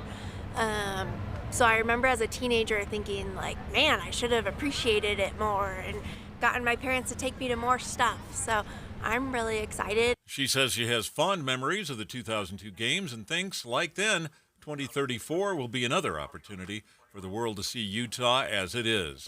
Our top national story this hour from ABC News. As Vice President Kamala Harris's campaign ramps up, former President Trump also back on the trail, holding a rally today in Charlotte, North Carolina. More from ABC's Rachel Scott. On a press call with reporters, Trump did make one thing very clear, though. He does want to debate Kamala Harris before the November election, saying that candidates have an obligation to get up on that debate stage. This rally in Charlotte will be held indoors, unlike the one 2 weeks ago in Pennsylvania, where an attempt was made on Trump's life. Your money at this moment, it's been a down day on Wall Street so far. The Dow Jones average down 363 points today, and the NASDAQ down 534. Our KSL weather, very hot today, but then a little bit of a cool off later in the week. That's next. KSL News Time, 12:01. Listen to KSL for news to get exactly what you want. Stories about what's going to affect me. Traffic. If I want to know now, I'll go to KSL Radio. Hear the important stories, the stories that affect you. On KSL News Radio. That precious cool air inside your house shouldn't be seeping out through old drafty windows, but if it does, get stylish new windows and frames at factory direct pricing from Advanced Window Products. This is Jeff Kaplan. Advanced Window Products has been building windows here in Salt Lake City for 38 years. But even if you don't need windows, they can give your interior a fresh new look with blinds, shades, and shutters from Graber. They offer custom crafted window treatments featuring the trendiest designs, premium materials, and quality without compromise. Advanced Windows offers start-to-finish service with shorter lead times so you get your custom blinds, shades, and shutters sooner. Call them for a free in-home consultation with their designers. It's a no-pressure experience, and if you need new windows, $2,500 off on 10 windows or more, or if you need window treatments, it's Advanced Window Products, 801-850-9100. That's 801-850-9100, or go to advancedwindowsusa.com. What if I told you that arthritic joint pain you thought you were going to have to deal with for the rest of your life might be taken care of with new cellular therapies? If it's been keeping you from doing the things you love, that quality time with your family, then listen closely, because you live in a time when there are lots of emerging therapies, cellular therapies, that can give you lasting relief without pain pills, without surgery, and without the downtime. QC Kinetics has arrived in Utah. Their medical professionals are now in Mill Creek, Provo, and Bountiful, and they're ready to deliver this lasting relief and really help you get your life back. They have helped tens of thousands of people around the country. So listen, if you're living with chronic pain from arthritis or injury, you need to give them a call today. They're offering free consultations. This is the future of medicine. The number is 385-766-1987. That's QC Kinetics. 385-766-1987. Call them today, 385-766-1987. Getting help with plumbing repairs is easier than you think. All you have to do is call Any Hour Services or schedule an appointment at anyhourservices.com. No one helps more homeowners than Any Hour Services. Traffic and weather together, brought to you by Sinclair's Dino Pay app. Save up to 20 cents per gallon. Right now, low traffic volume and wide open freeways across the Wasatch Front. The UACPA supports certified public accountants in Utah through ongoing professional education and leadership development. Find a CPA that works for you at uacpa.org. Sunshine today, a high of 103. Tomorrow, 97, 94 on Friday, and with the chance of thunderstorms. Right now, 93 degrees and sunny. I'm Dan Bomas from the KSL Common Spirit Health Studios. Listen online at kslnewsradio.com. We're Utah's news, traffic, and weather station. Salt Lake City 2034. The past, present, and future. Today, we look at Salt Lake City's past Olympic Games in 2002, our present state of readiness, and the impact on Utah's future. Our hosts this hour are Jeff Kaplan and Debbie Dujanovic. To many Utahns, they're a cherished memory. To those who arrived here since 2002, they're a mystery. Either way, they're coming back. The Winter Olympics have officially been awarded to Salt Lake City for 2034. It's going to take 10 years to get ready, and at KSL News Radio, we'll take you on a trip from the past to the present effort to win the Games and to the future with a glimpse at what the Olympics will do to and do for Utah. I'm Jeff Kaplan. With me in the studio, Debbie Dujanovic, and I'm going to venture a guess at this effort to win the 2034 Games just brings back a slew of memories. It does. I started covering the build-up to the 2002 Winter Games back in 1991 when I was a television news reporter, and I remember the anticipation then. I thought the 2002 Games would never get here, Jeff, and guess what? They're so far in the rearview mirror, and now we're staring down the road at another major Olympics event being held here in 2034. There are so many people who've talked to me about what they experienced in 2002, whether they were at Medals Plaza or part of a cheer team, and they've grown up since, and they're looking forward to their kids and grandkids being involved next time. I have three distinct memories that I want to share with you from 2002. And I want to start with something I don't think we talk enough about, and that was the impact of the torch run. So the torch is lit in Olympia, Greece, and then it makes its way over, it's like by car, by bus, by boat, and it's, handheld from Olympia, Greece, all the way to Salt Lake City, Utah. There's these torch runs through, I think it went through 46 states across the country. And then I had the amazing opportunity, Jeff, of being at Delicate Arch in the Moab area in Arches National Park when it came through at sunrise. And one early February morning as it was making its way into Salt Lake City. I'm getting chills as you describe this. So let me take you back to 2002. Shelley Osterloh with KSL5 Television was reporting from Cedar City during the torch run. The flags are hung, the venues are built, the snow is on the ground, the sky is blue. It's game time, and we will light the flame within. A packed stadium of about 16,000 people welcomed the torch at 8:30 this morning in Cedar City. School children sang songs, and students waved flags from countries participating in the 2002 Winter Games. At the center of it all, firefighters and police officers helping hold a giant American flag. Your Olympic torch is on the way. The flame continued north on I-15 to Parowan, the home of Utah's first Olympian, Alma Richards. One of Alma's cousins, Carol Wright, took the flame for what she says was the highlight of her 93-year life. It's just absolutely wonderful. The support of the town is just marvelous. An estimated 10,000 people from all around Sevier County packed downtown Richfield just after noon to get a glimpse of the flame. Wow. That's incredible. This is not for a sporting event. This is just to see the torch. And it was in just one place, and the torch made its way all over Utah. People were running with the torch. They had signed up to be a torch runner, and people were pouring into the streets to cheer it on. And don't forget, Jeff, that this was just a few months after 9/11, terrorist attacks in New York City. And of course, the Pentagon. And this was a moment that was so breathtaking and gave us so much hope. I was so far, far away in New York, and there we were all wondering, how are they ever going to do Olympics after what just happened here? We thought they were going to be canceled. I think we thought they were going to be canceled too. We'll talk more about that straight ahead in just a moment. I want to also give a huge shout out because I think the reason the Olympics were so successful here and so memorable in such a positive way for so many, because we had so many volunteers. We had 68,000 people sign up to volunteer for the Olympics to help greet people, direct people. The reality was we needed about 25,000 or 26,000 people to make that happen. So we had way more volunteers. The Utah volunteer spirit was alive and well during the Olympics. A lot of people still have those yellow jackets that they were wearing during the Olympics. It was very, very memorable.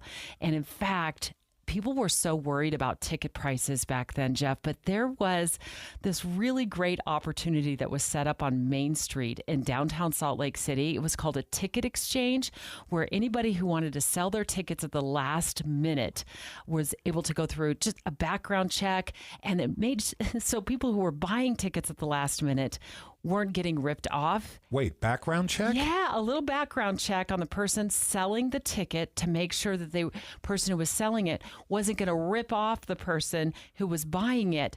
Tickets were going for as inexpensive as $20 a ticket for some pretty exciting Olympic events. In fact, I went to Main Street to talk to people who were buying and selling tickets at this ticket exchange. With 7 days left in Olympic competition, tickets are going for as little as $20. But the more popular events will cost you a lot more than that. $20 has landed some spectators at ski competitions in Park City. Buyers are paying more than face value, though, for figure skating events and hockey tickets, some as high as $1,000 a piece. The true fan seems willing to pay. Oh, really psyched up. Really psyched up. USA. The city set up the ticket exchange to keep tabs on the brokers and make one-stop ticket shopping possible. But it's up to you to cut your own Olympic ticket deal. Debbie Dujanovic, eyewitness to the games. Oh, you sound so young. That was 22 years ago. I was in my 30s, covering. But I think the hopeful thing is, as we look forward to the 2034 games, is that not all tickets were outrageously priced. A family of 5 could get into an Olympic event for about $100. Now, as I recall, this is just watching on TV from afar, at Metals Plaza, NSYNC performed. It was real impromptu. They were just wearing their Roots winter coats. I saw and Martina singing. McBride. She performed at the concert. There was a special spark about the 2002 games that I hope we carry, and I know we're going to carry into 2034. You know, you mentioned walking around Salt Lake City. As I recall, I've heard over the years from so many people that security was so nails tough downtown that you really couldn't go anywhere. Cars couldn't go here and there. How difficult was it? It was tricky. It was tricky, but it wasn't impossible. And in fact, let's talk about that next. But first, from a few months back, an Olympic Minute of News. The excitement is building toward the morning of Pioneer Day. While most of us are still asleep that day, Olympic officials in Paris are expected to announce that Salt Lake City has won the Winter Games for 2034. The announcement will be made in Paris because that's where the Summer Games will begin 2 days later. So fasten your chapeau. Let's go to Paris. Come on. Okay, here we are in the City of Lights, the City of Romance. I'm wearing a beret to blend in. Here along the banks of the River Seine, over there, that's the Eiffel Tower. But wait, we always talk about the beautiful banks of the River Seine, but it's just a river through the middle of a city with no river banks. There are concrete walls along the side, and ew, it smells. And not like roses, forget the romance. Paris has a sewage problem. Most of it generated by the 2 million residents ends up in the River Seine, which will be used for long-distance swimming events. Problème, cela fait 100 ans qu'il est interdit de se baigner. Paris promised to clean it up, but this spring, the bacteria level in the river is 20 times what's allowed by sporting officials. Consider this. Long-distance swimmers typically swallow an ounce of water an hour. These races are going to be like drinking out of a toilet bowl. Before the flush, Paris could suffer a huge pink eye because the promise to clean up the river was unkept. Just a reminder as we wait for Utah's Olympic Games that if you don't get it right, your reputation can turn to, how do you say, poop. Jeff Kaplan's Minute of News, only on KSL News Radio. It's a big week. Celebrating Utah's pioneer past and a future Olympic Games. We will be live from Paris when the selection of the host city is announced. Join us for in-depth coverage from Salt Lake City to Paris, past, present, and future. We have you covered all week on KSL News Radio. Honey, hello, honey. This has to stop. Mowing the lawn? I can't. It grows too fast. You planted grass in our bedroom. Yeah, the green is a great compliment to the blue walls. You planted grass in the hall and the kitchen, too. I know. I love grass. Yeah, I love grass, too, but not everywhere. Does that mean I have to get rid of the riding mower, too? She handles great down the hallway. Mom warned me there'd be days like this. Grass doesn't belong everywhere. So now Utah Water Savers offers an incentive plan to replace your grass with water-efficient landscaping. Earn as much as $3 for every square foot of lawn replaced. Register at utahwatersavers.com and learn what incentives are available in your area. And if you thought money didn't grow on trees, guess again. Add trees to your project from a pre-approved list and you'll enjoy a tree bait. Reducing water use is one of the most impactful long-term changes you can make. So start at utahwatersavers.com. utahwatersavers.com.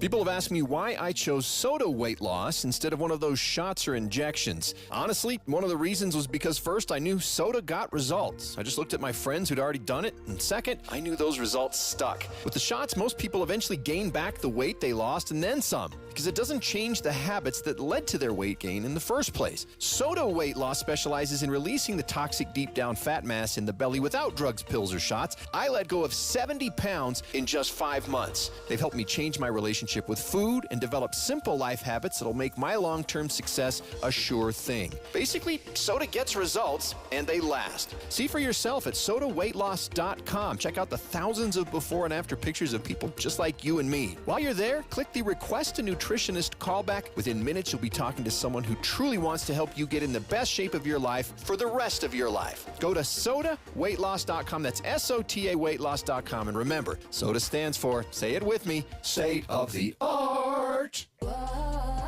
My friends swim no matter the season, but my moderate to severe plaque psoriasis can sometimes take me out of the moment.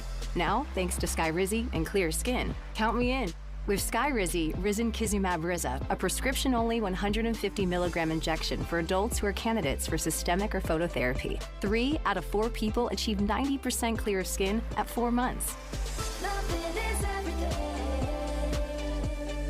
Don't use if allergic to Skyrizi. Serious allergic reactions and an increased risk of infections or a lower ability to fight them may occur. Before treatment, your doctor should check for infection and tuberculosis. Tell your doctor if you have an infection or symptoms such as fever, sweats, chills, muscle aches, or cough, or if you plan to or recently received a vaccine. Thanks to Skyrizi, there's nothing on my skin, and that means everything. Ask your doctor today about Skyrizi, the #1 dermatologist-prescribed biologic in psoriasis, and visit skyrizi.com or call 1-866-SKYRIZI to learn more. After 20 years of music in the mountains, concertgoers from all across our state and beyond have made some amazing memories at Utah Symphony's Deer Valley Music Festival, and we're inviting you to join us again this summer. Don't miss crowd favorites, patriotic pops, Disney in concert, Tchaikovsky's 1812 Overture, and the music of John Williams. Pack your picnics, bring your family and friends, and get ready for memorable summer evenings with the Utah Symphony, July 5th through August 9th in Park City. Tickets are on sale now at DeerValleyMusicFestival.org. The Utah Symphony's Deer Valley Music Festival showcases talented vocalists performing your favorite chart-topping songs with the full power of the symphony. You'll wish your recordings at home offered the same orchestration. Don't miss the music of Whitney Houston, the trailblazing music of Joni Mitchell, Carole King, and Carly Simon, Hamilton's Leslie Odom Jr., and Cody Fry, all with the Utah Symphony. July 5th through August 9th in Park City. Tickets are on sale now at DeerValleyMusicFestival.org. Common Spirit Health, hospitals, clinics, and caregivers, all connected to advance healthcare in Colorado, Kansas, and Utah. Healthcare with human kindness is here. Hello, human kindness. Salt Lake City 2034 on KSL News Radio. We're looking forward to the Winter Olympic Games of 2034. In this hour, we're looking back at 2002. Olympic Games held under trying circumstances, supported by a dedicated community of hundreds of thousands. Games so good, they're coming back. We're back, Jeff Kaplan and Debbie Dujanovic. Hi, Jeff. You know, when we think about the 2002 games, we can't help but talk about 9/11. Of course, 9/11 happens just months before we're set to host the World here in Salt Lake City. And we all remember, if we're alive or if we've heard from our parents, what 9/11 was all about. There was a lot of people hurt. They were lying on the floors, coming down the stairs. A lot of people had asthma attacks while they were coming down. It was bad. Everybody was screaming. Everybody was running. The cops were trying to maintain the calm. And in that haste, people were stampeding.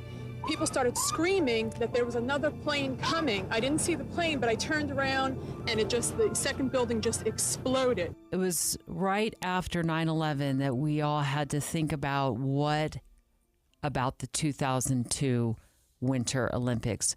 Will Salt Lake City be able to secure the Olympic Games in such a way to avoid a terrorist attack with the world and the athletes converging on Utah?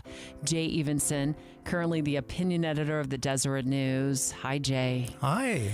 You were also a young reporter back in 2002. I continue to call myself that. It's been a lot of years, but covering the games was one of the best experiences of my career, and I know it was of yours as well. And you have to think about the impact of 9/11 on our security during the games. It had a huge impact. And also, I think we often forget about the anthrax letters that were circulating around the country as well just before the games. There were so many things going on. And so if you go back to November of 2001, so we've had 9/11, not even 2 months earlier. We launched the war in Afghanistan in October.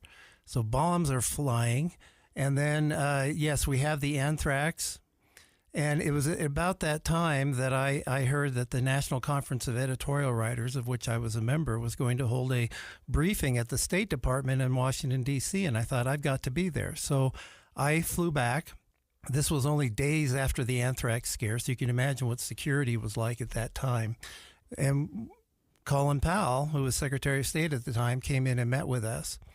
And there were a lot of people calling for canceling the games. And there were other people. The head of the International Olympic Committee was calling for a truce, a ceasefire for the games, which the United States wasn't interested in doing. So there were all these questions that were swirling.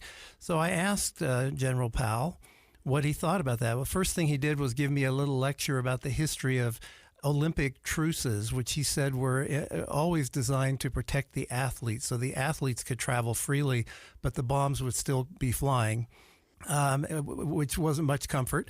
But then I asked him, well, should we cancel the games? And he told me, he said, I think it's important for it to go ahead, just like it was important for the World Series to go ahead. And if you remember, in October, we'd had just a great World Series with Arizona and the New York Yankees.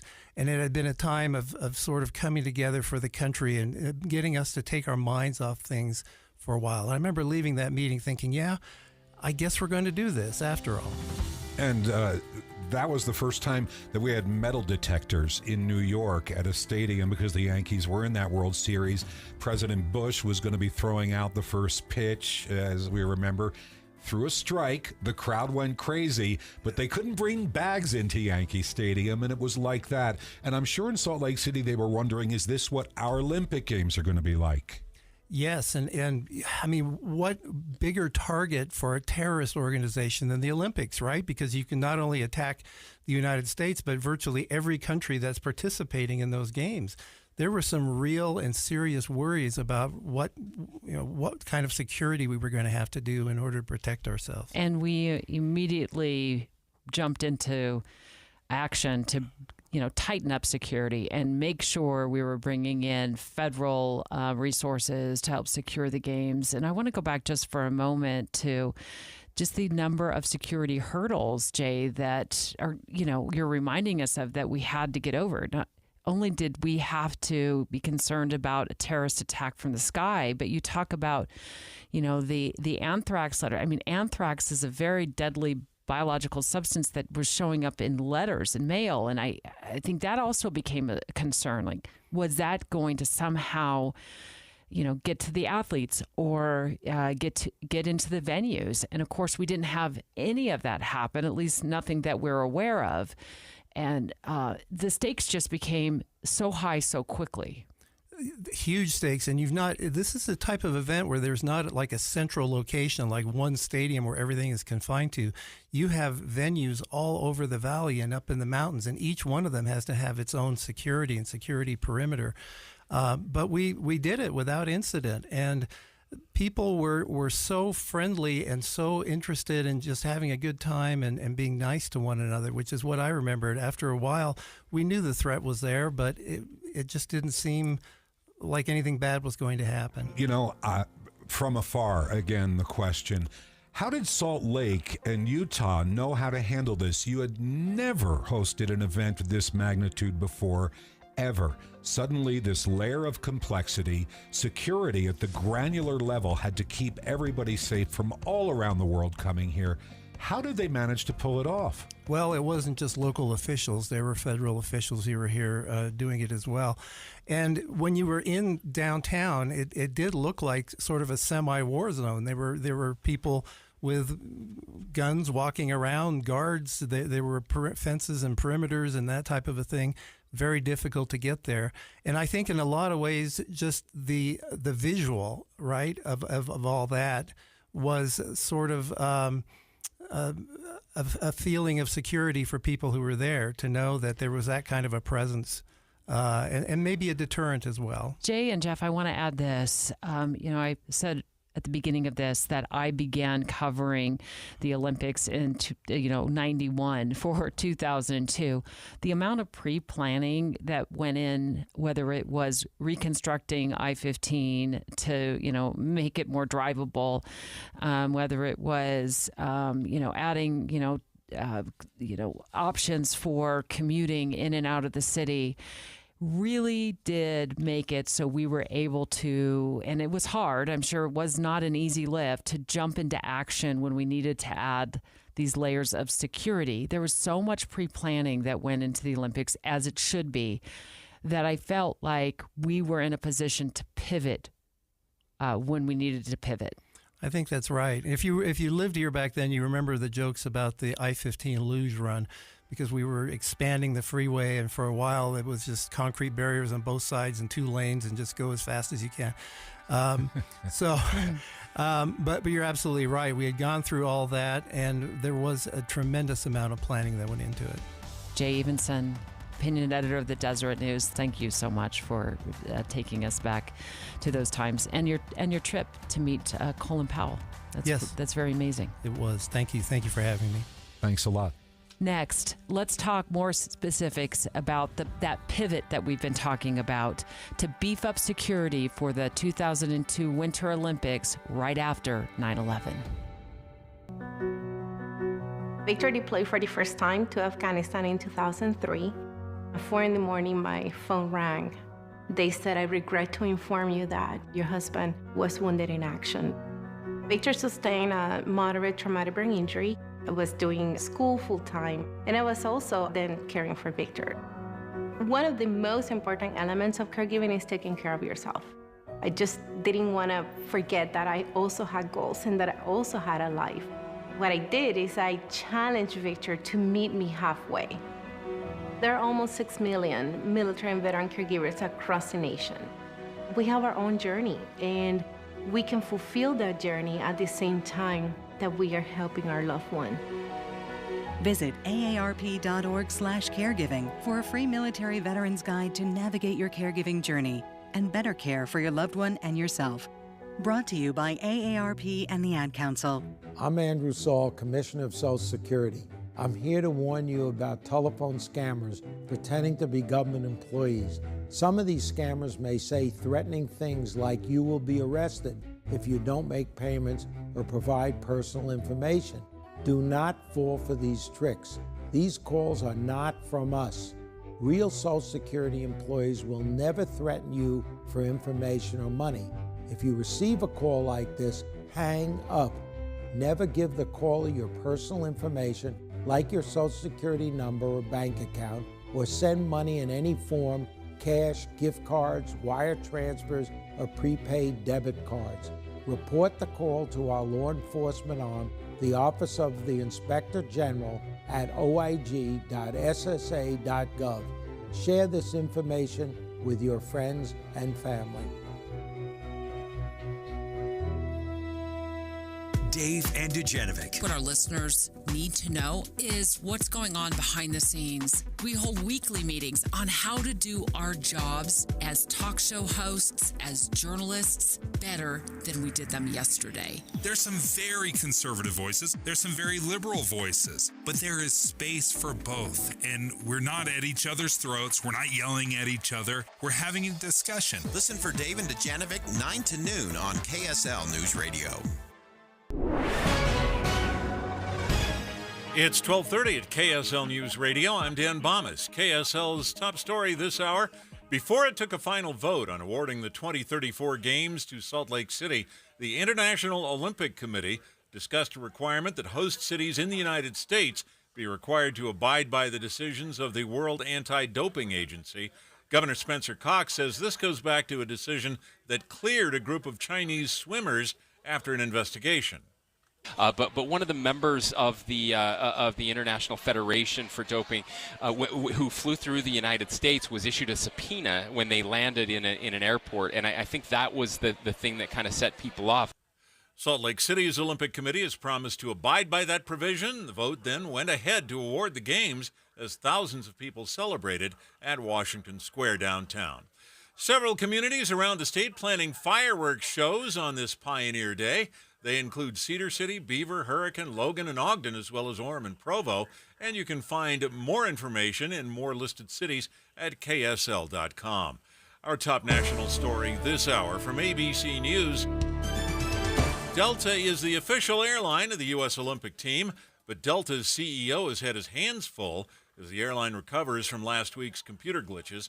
Ed Bastian admits the recovery has been slow, but things are looking better today, and now he's off to Paris for the opening of the Summer Games, hoping that operations will get back to normal tomorrow. Your money at this moment, the Dow Jones average down 357 points so far on the day. The NASDAQ is down 558 points. The S&P 500 down 103. And coming up, looks like we're going to get a very hot Pioneer Day. That's next. KSL News Time, 12:32. KSL in the palm of your hand. When the app came out, I knew that I could stream the radio station directly through there. I just checked there to see if there's anything pertinent. I regularly use the KSL app. Get the app for KSL News Radio. What drives you? At 303 Car Care, we're driven to put the best detailing products in your hands. We create every formula, fill every bottle, and test every batch of 303 at our Chicago headquarters, always with quality in mind. From cleaners and coatings to our flagship aerospace protective, you can trust that every 303 product does what the label says it's going to do. That's because 303 is driven by quality. Available at most auto retailers and Amazon. Savings. Now that's speaking the Lowe's language. And when you join My Lowe's Rewards for free, the savings just keep coming. Save money with member-only offers, plus earn points when you shop. More points equal more rewards, just for you. Because Lowe's knows you earned it, literally. Learn more about our loyalty program at lowes.com/MyLowe'sRewards and become a member for free today. Program subject to terms and conditions. Points are awarded on eligible purchases. See lowes.com/terms for full details, subject to change. My wife and I always loved doing everything together. Jiu-jitsu, kayaking, and intimacy was always on point. It was around my early 30s when I noticed a downward trend. Watching a lot of TV, putting on weight, and just full of self-doubt. I had tried another men's clinic with disappointing results. It's the personalized treatment I receive at Revive Men's Health that has been the complete game changer for me. I've got my energy and motivation back, I'm feeling stronger than I did in my 20s, and it made me a much better husband to my wife. I'm Eric Ramos, healthcare provider at Revive Men's Health. If you are always feeling tired or moody, have a difficult time sleeping, or decreased libido, you may be suffering from low testosterone. Book your free T-check and exam at Revive Men's Health, Salt Lake City. Call 801-263-7777. That's 801-263-7777. Or visit ReviveMen'sHealth.com. You know that you're going to buy a home. The question is, what lender should I work with? Realtors often boast about their preferred lender. You know, if you use my preferred lender, you'll be in great shape.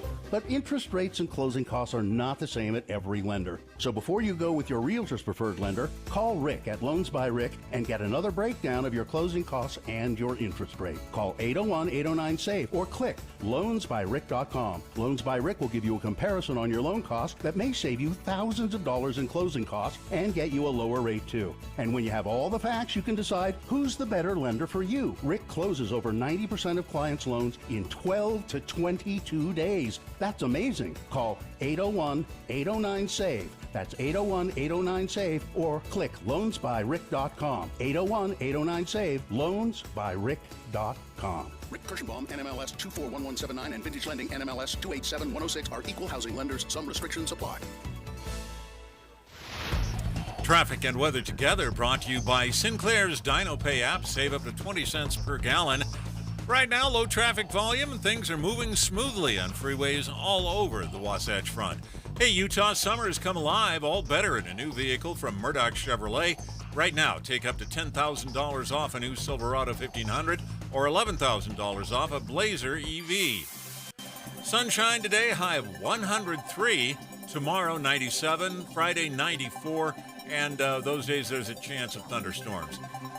Right now, we're at 93 degrees with sunny skies. I'm Dan Bomas from the KSL Common Spirit Health Studios. Listen online at kslnewsradio.com for Utah's news, traffic, and weather station. Salt Lake City 2034. The past, present, and future. A special 3-hour documentary on KSL News Radio. Jeff Kaplan, Debbie Dujanovic here. I talked to many Utahns who were around in 2002, and they talk about the volunteering at the Olympics, their kids on a cheer squad, or appearing at the opening ceremonies holding flags, or even tickets they bought to the games. Debbie has been talking about seeing events in 2002 with her kids.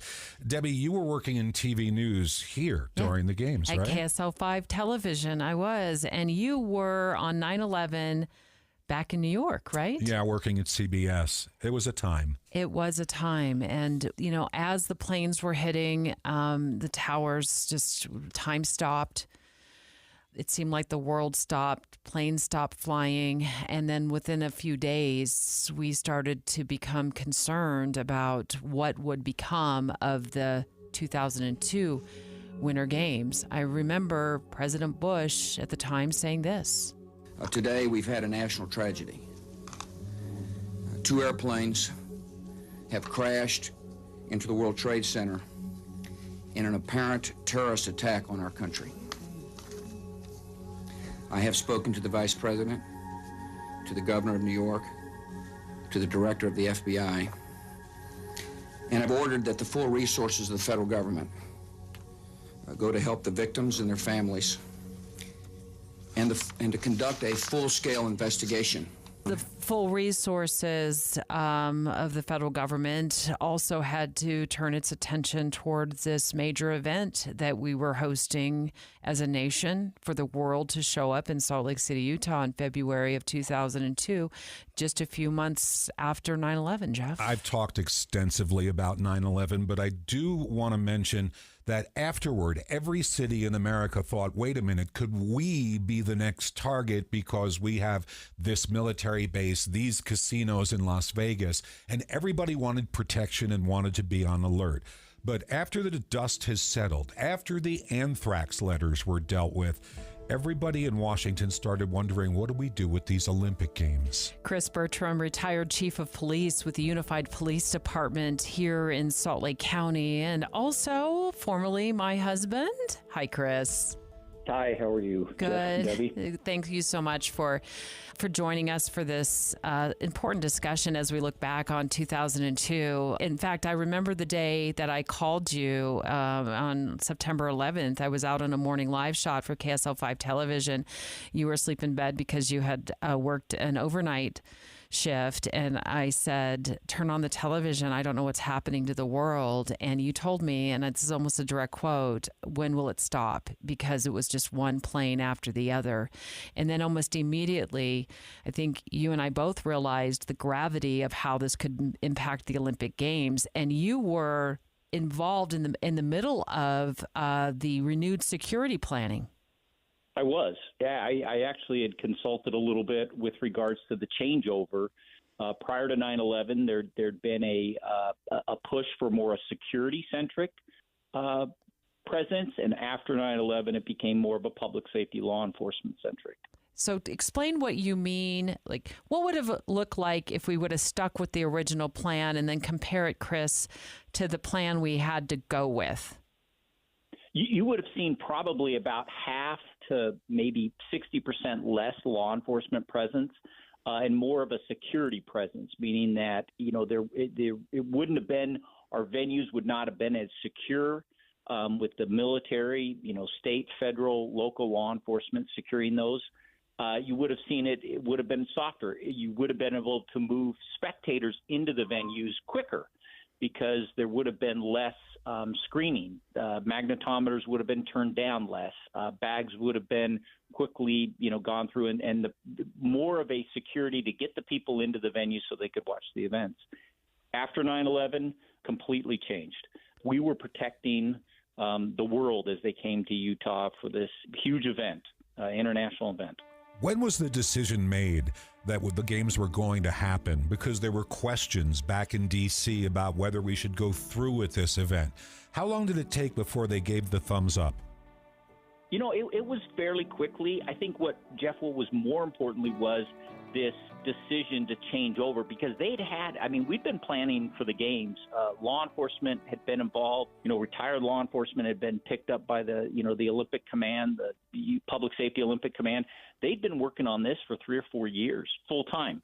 And all of a sudden it turned and it changed. And that was a big step. And we knew that was going to be more of if this games are going to go, we're going to have to change and we're going to have to put a lot more resources into than we thought. And so I think that was the decision finally that the games would move forward, I think was a little bit off. However, the security planning immediately changed to say, if it happens, now what does it look like?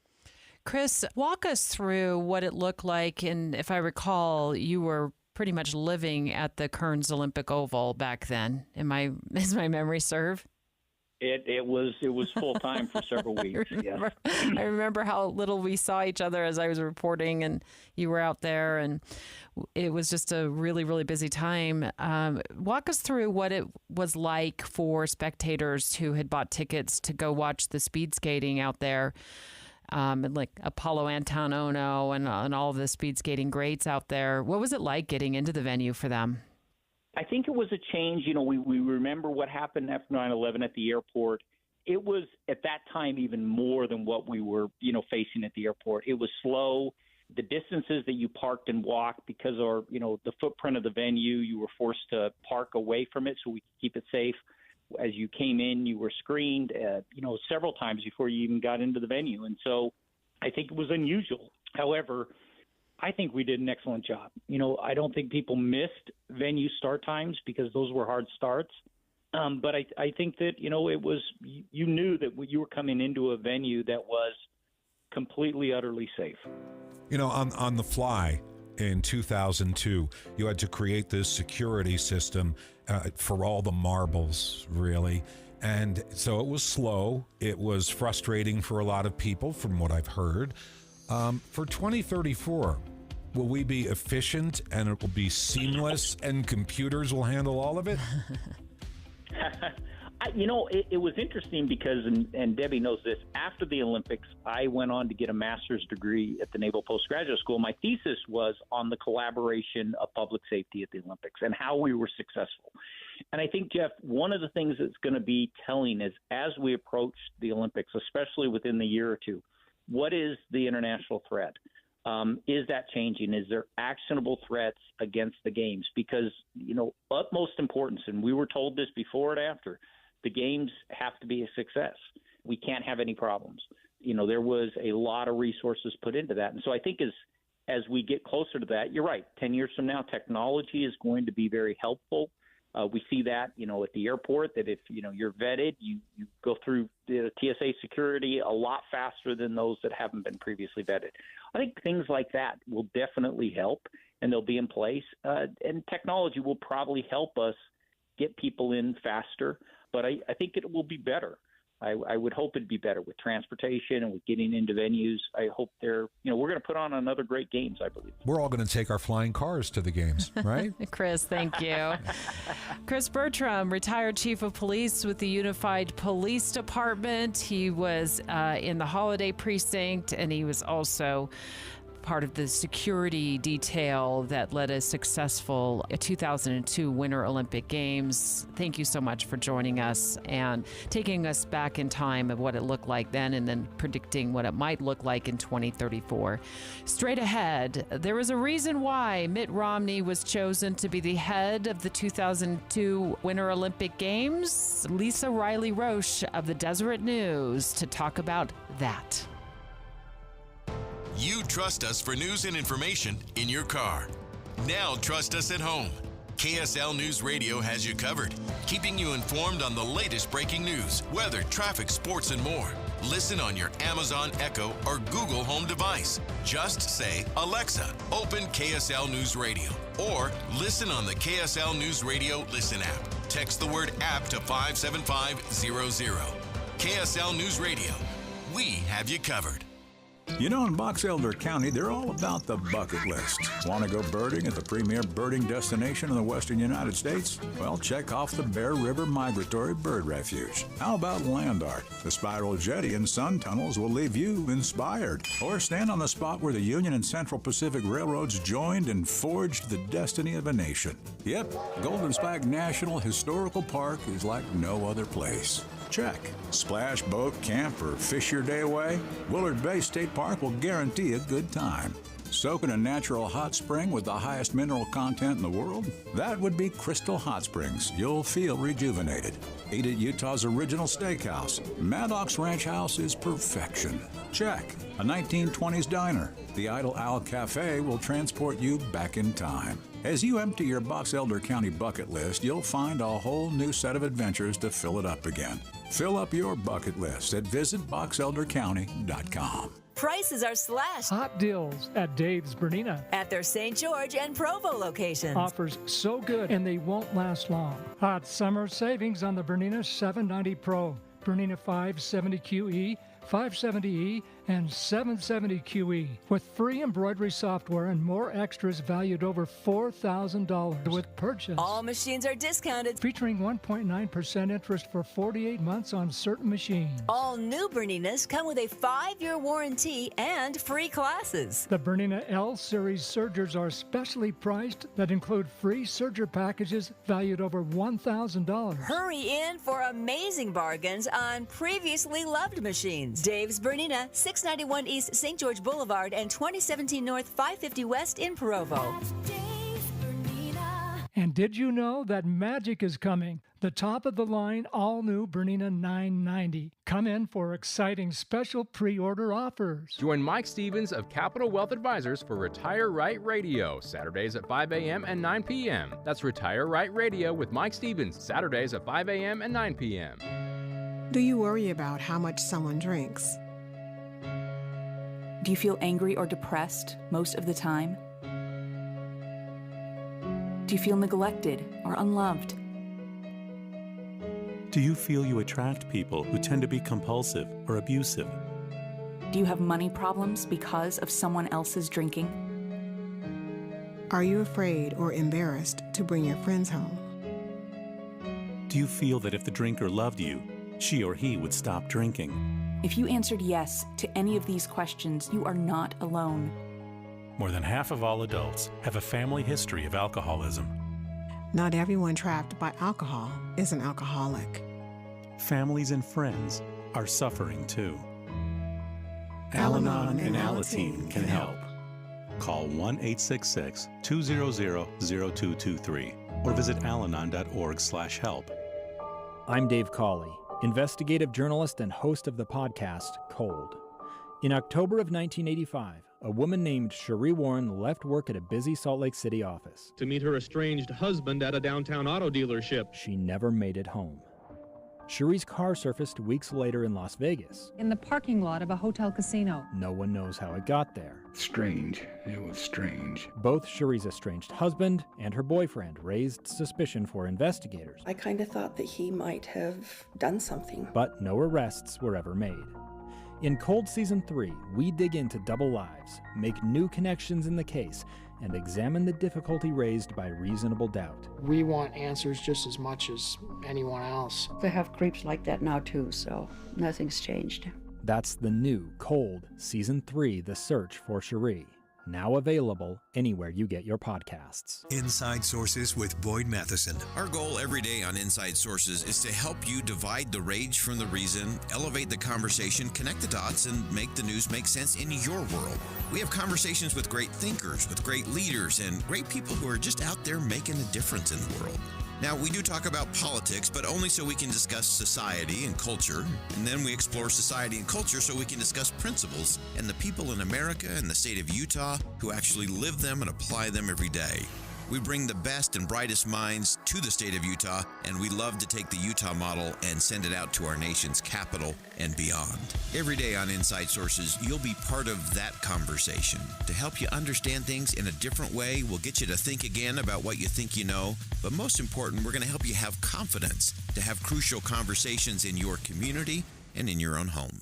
Join Inside Sources with Boyd Matheson 1 to 3 on KSL News Radio. Salt Lake City 2034 on KSL News Radio. We're back, Jeff Kaplan and Debbie Dujanovic, and the last time Utah hosted the Olympics, things did not start well. Now, let's remember, Utah was awarded the 2002 Winter Olympic Games all the way back in 1995. And by 1998, news headlines were laced with allegations of bribery involving two top Salt Lake City Winter Olympic organizers. And at some point, the organizing committee reaches out and hires Mitt Romney to turn things around. Lisa Riley Roche of the Deseret News joins me now to walk us back in time to, we had a scandal, Lisa, here in Salt Lake City, and then we have, 9/11 hit. There were all kinds of hurdles to pulling off a successful Winter Olympics, and you've been covering the Olympics for the Deseret News for decades now. That's right. Ever since we originally bid for the 1998 Winter Games that went to Nagano, Japan. You were in Budapest when we were awarded the Games in 1995, right? I was. Super exciting. It was a great moment for the state. Everyone was very excited, and everything looked really good for a long time until, of course, the scandal hit. The scandal hit, but we survived that scandal, and we went on to put on really, really awesome games, very, very successful games. Talk about Mitt Romney and his role, and then bring us through to when 9/11 hit and the conversations that were going on behind the scenes as you were covering the questions, would we be able to host a 2002 Winter Olympics just a few short months after 9/11? Well, Mitt Romney, of course, was brought in from Massachusetts, where he was a very successful businessman, to run the Olympics. He had a background connected to Utah as a BYU student, and had been recruited by Utah's governor at the time, Mike Leavitt, and other Utah leaders to restore confidence in the games. Because remember, in the United States, the games are funded privately. That means selling sponsorships to corporations. That means broadcast rights. That means donations. That means ticket sales. Those things were put in jeopardy by the impact of the bribery scandal. And so they recognized a need for new leadership here in Utah, and again recruited Mitt Romney to take over the games, which he did in early 1999. And within a few weeks of 9/11 hitting, he and his top officials at the organizing committee were pretty confident that they had brought things back into place financially for a successful games. And then in 2001, on September 11th, everything changed. Everything changed. I want you to take us into that moment, because I felt like, this is just how I felt as a reporter for KSL5 TV. And of course, you were much more intimately involved as a reporter for the Deseret News and the details of what was going on behind the scenes than I was. But I felt as though once, the, allegations had surfaced, we'd kind of gotten through that as a community. I thought, okay, we've crossed that hurdle. What else could possibly happen now? And then the worst, 9/11. Right. And Mitt Romney is now at the head of, the organizing efforts, and we are just 5 short months away from the games. That had to be a moment. Well, I want you to take us inside, but for me, I'm looking at that thinking they must have wondered if they could pull this off safely. Well, there were a lot of concerns about safety, of course, but from the moment 9/11 happened, I think that the commitment was there to carry on with the games as a way to bring the world back together after such a horrific attack on our country. That day, September 11th, Mitt Romney was in Washington lobbying, ironically, you could say, for more security funding for the Olympics. The federal government in the United States covers security funding for major events like the Super Bowl and, of course, the Olympics. But that has to be secured through Congress. And so Mitt Romney was back in Washington lobbying for more money and ended up in a car with the organizing committee's government affairs director heading out to Virginia to get away from the attacks. And we're actually driving by a smoky, burning Pentagon building when I was able to reach Mitt Romney on the phone to find out, number one, was he safe, right? Because none of us knew who had been affected by the attack for some time. Cell phone coverage was down in a lot of places. It was difficult to reach people. The organizing committee also had their top communications person in New York City preparing for a torch relay event. There was going to be a big media event down in the Battery Park area, which of course was where the towers were that were hit and destroyed in the attack. So it was a very intense day for the Olympic organizing committee here. I reached out to Mitt Romney, of course, and others, as well as International Olympic Committee officials. And to a person, I think everybody wanted to figure out a way to go forward. But to do that, they had to convince the world that it would be safe to come here. And there was a lot of effort in those months months between the attack and the start of the games in February 2002 to make sure that was going to be the case. I think those of us who were here in 2002 remember the fighter jet flyovers during the days of the Olympics. We remember the intense security, soldiers in uniform carrying weapons, being positioned outside major venues to ensure everyone felt safe and comfortable. I felt like the 2002 Winter Olympic Games were a success, and they were a lot of fun, and there was a great vibe in our community. How did you feel after covering the games? I think that's pretty universal for any of us who were there during the games, right? And a lot of that was the effect of this being the first major international event after 9/11 that really did bring everyone together from around the world right here in our own backyard to trade pins on the street, just to walk around and hear all the different languages being spoken by all the international visitors here. And of course, many of our fellow Utahns speak foreign languages, and we're able to have conversations with people from overseas. It was just a really healing time, I think, for a lot of people, and a time to put aside a lot of the anxiety that we had all felt after 9/11 and just enjoy being together and celebrating sport and achievement and just the ability to be together peacefully. It was a terrific time, I think, for Utah. Yeah, and I think if you felt like I did, it went too fast. It just went too fast. It was such a great time to be a Utahn. Lisa Riley-Roche of the Deseret News. Lisa covers not only Olympics, but also politics. Thank you so much for joining the conversation, Lisa. Thank you. Stay here. Maria Chaleos joins me next hour with a look at how Utah made the magic happen again. We'll be back. KSL FM Midvale, KSL Salt Lake City. It is 1 o'clock at KSL News Radio. I'm Mark Jackson. KSL's top story. It's official. Salt Lake City will host the 2034 Winter Olympics.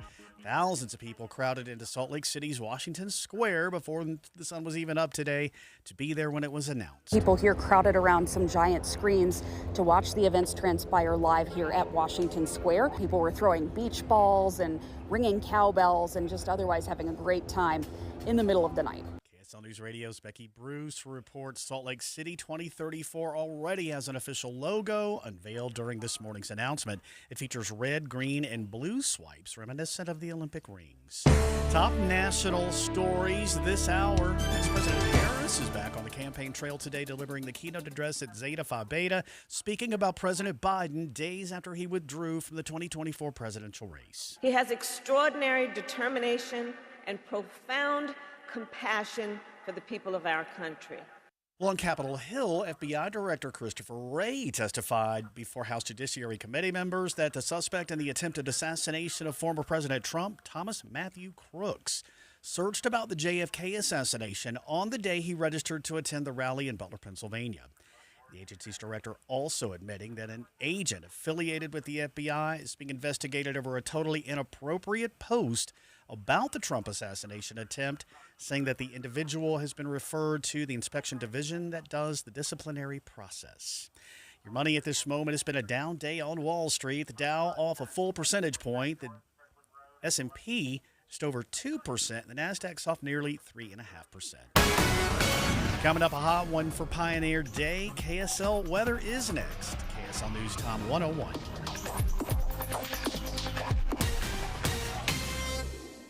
News doesn't just mean information or dates. It's the story of our local history being told in real time. Be a part of the story. This is Tim Hughes and Amanda Dixon. We hope to be a part of your story.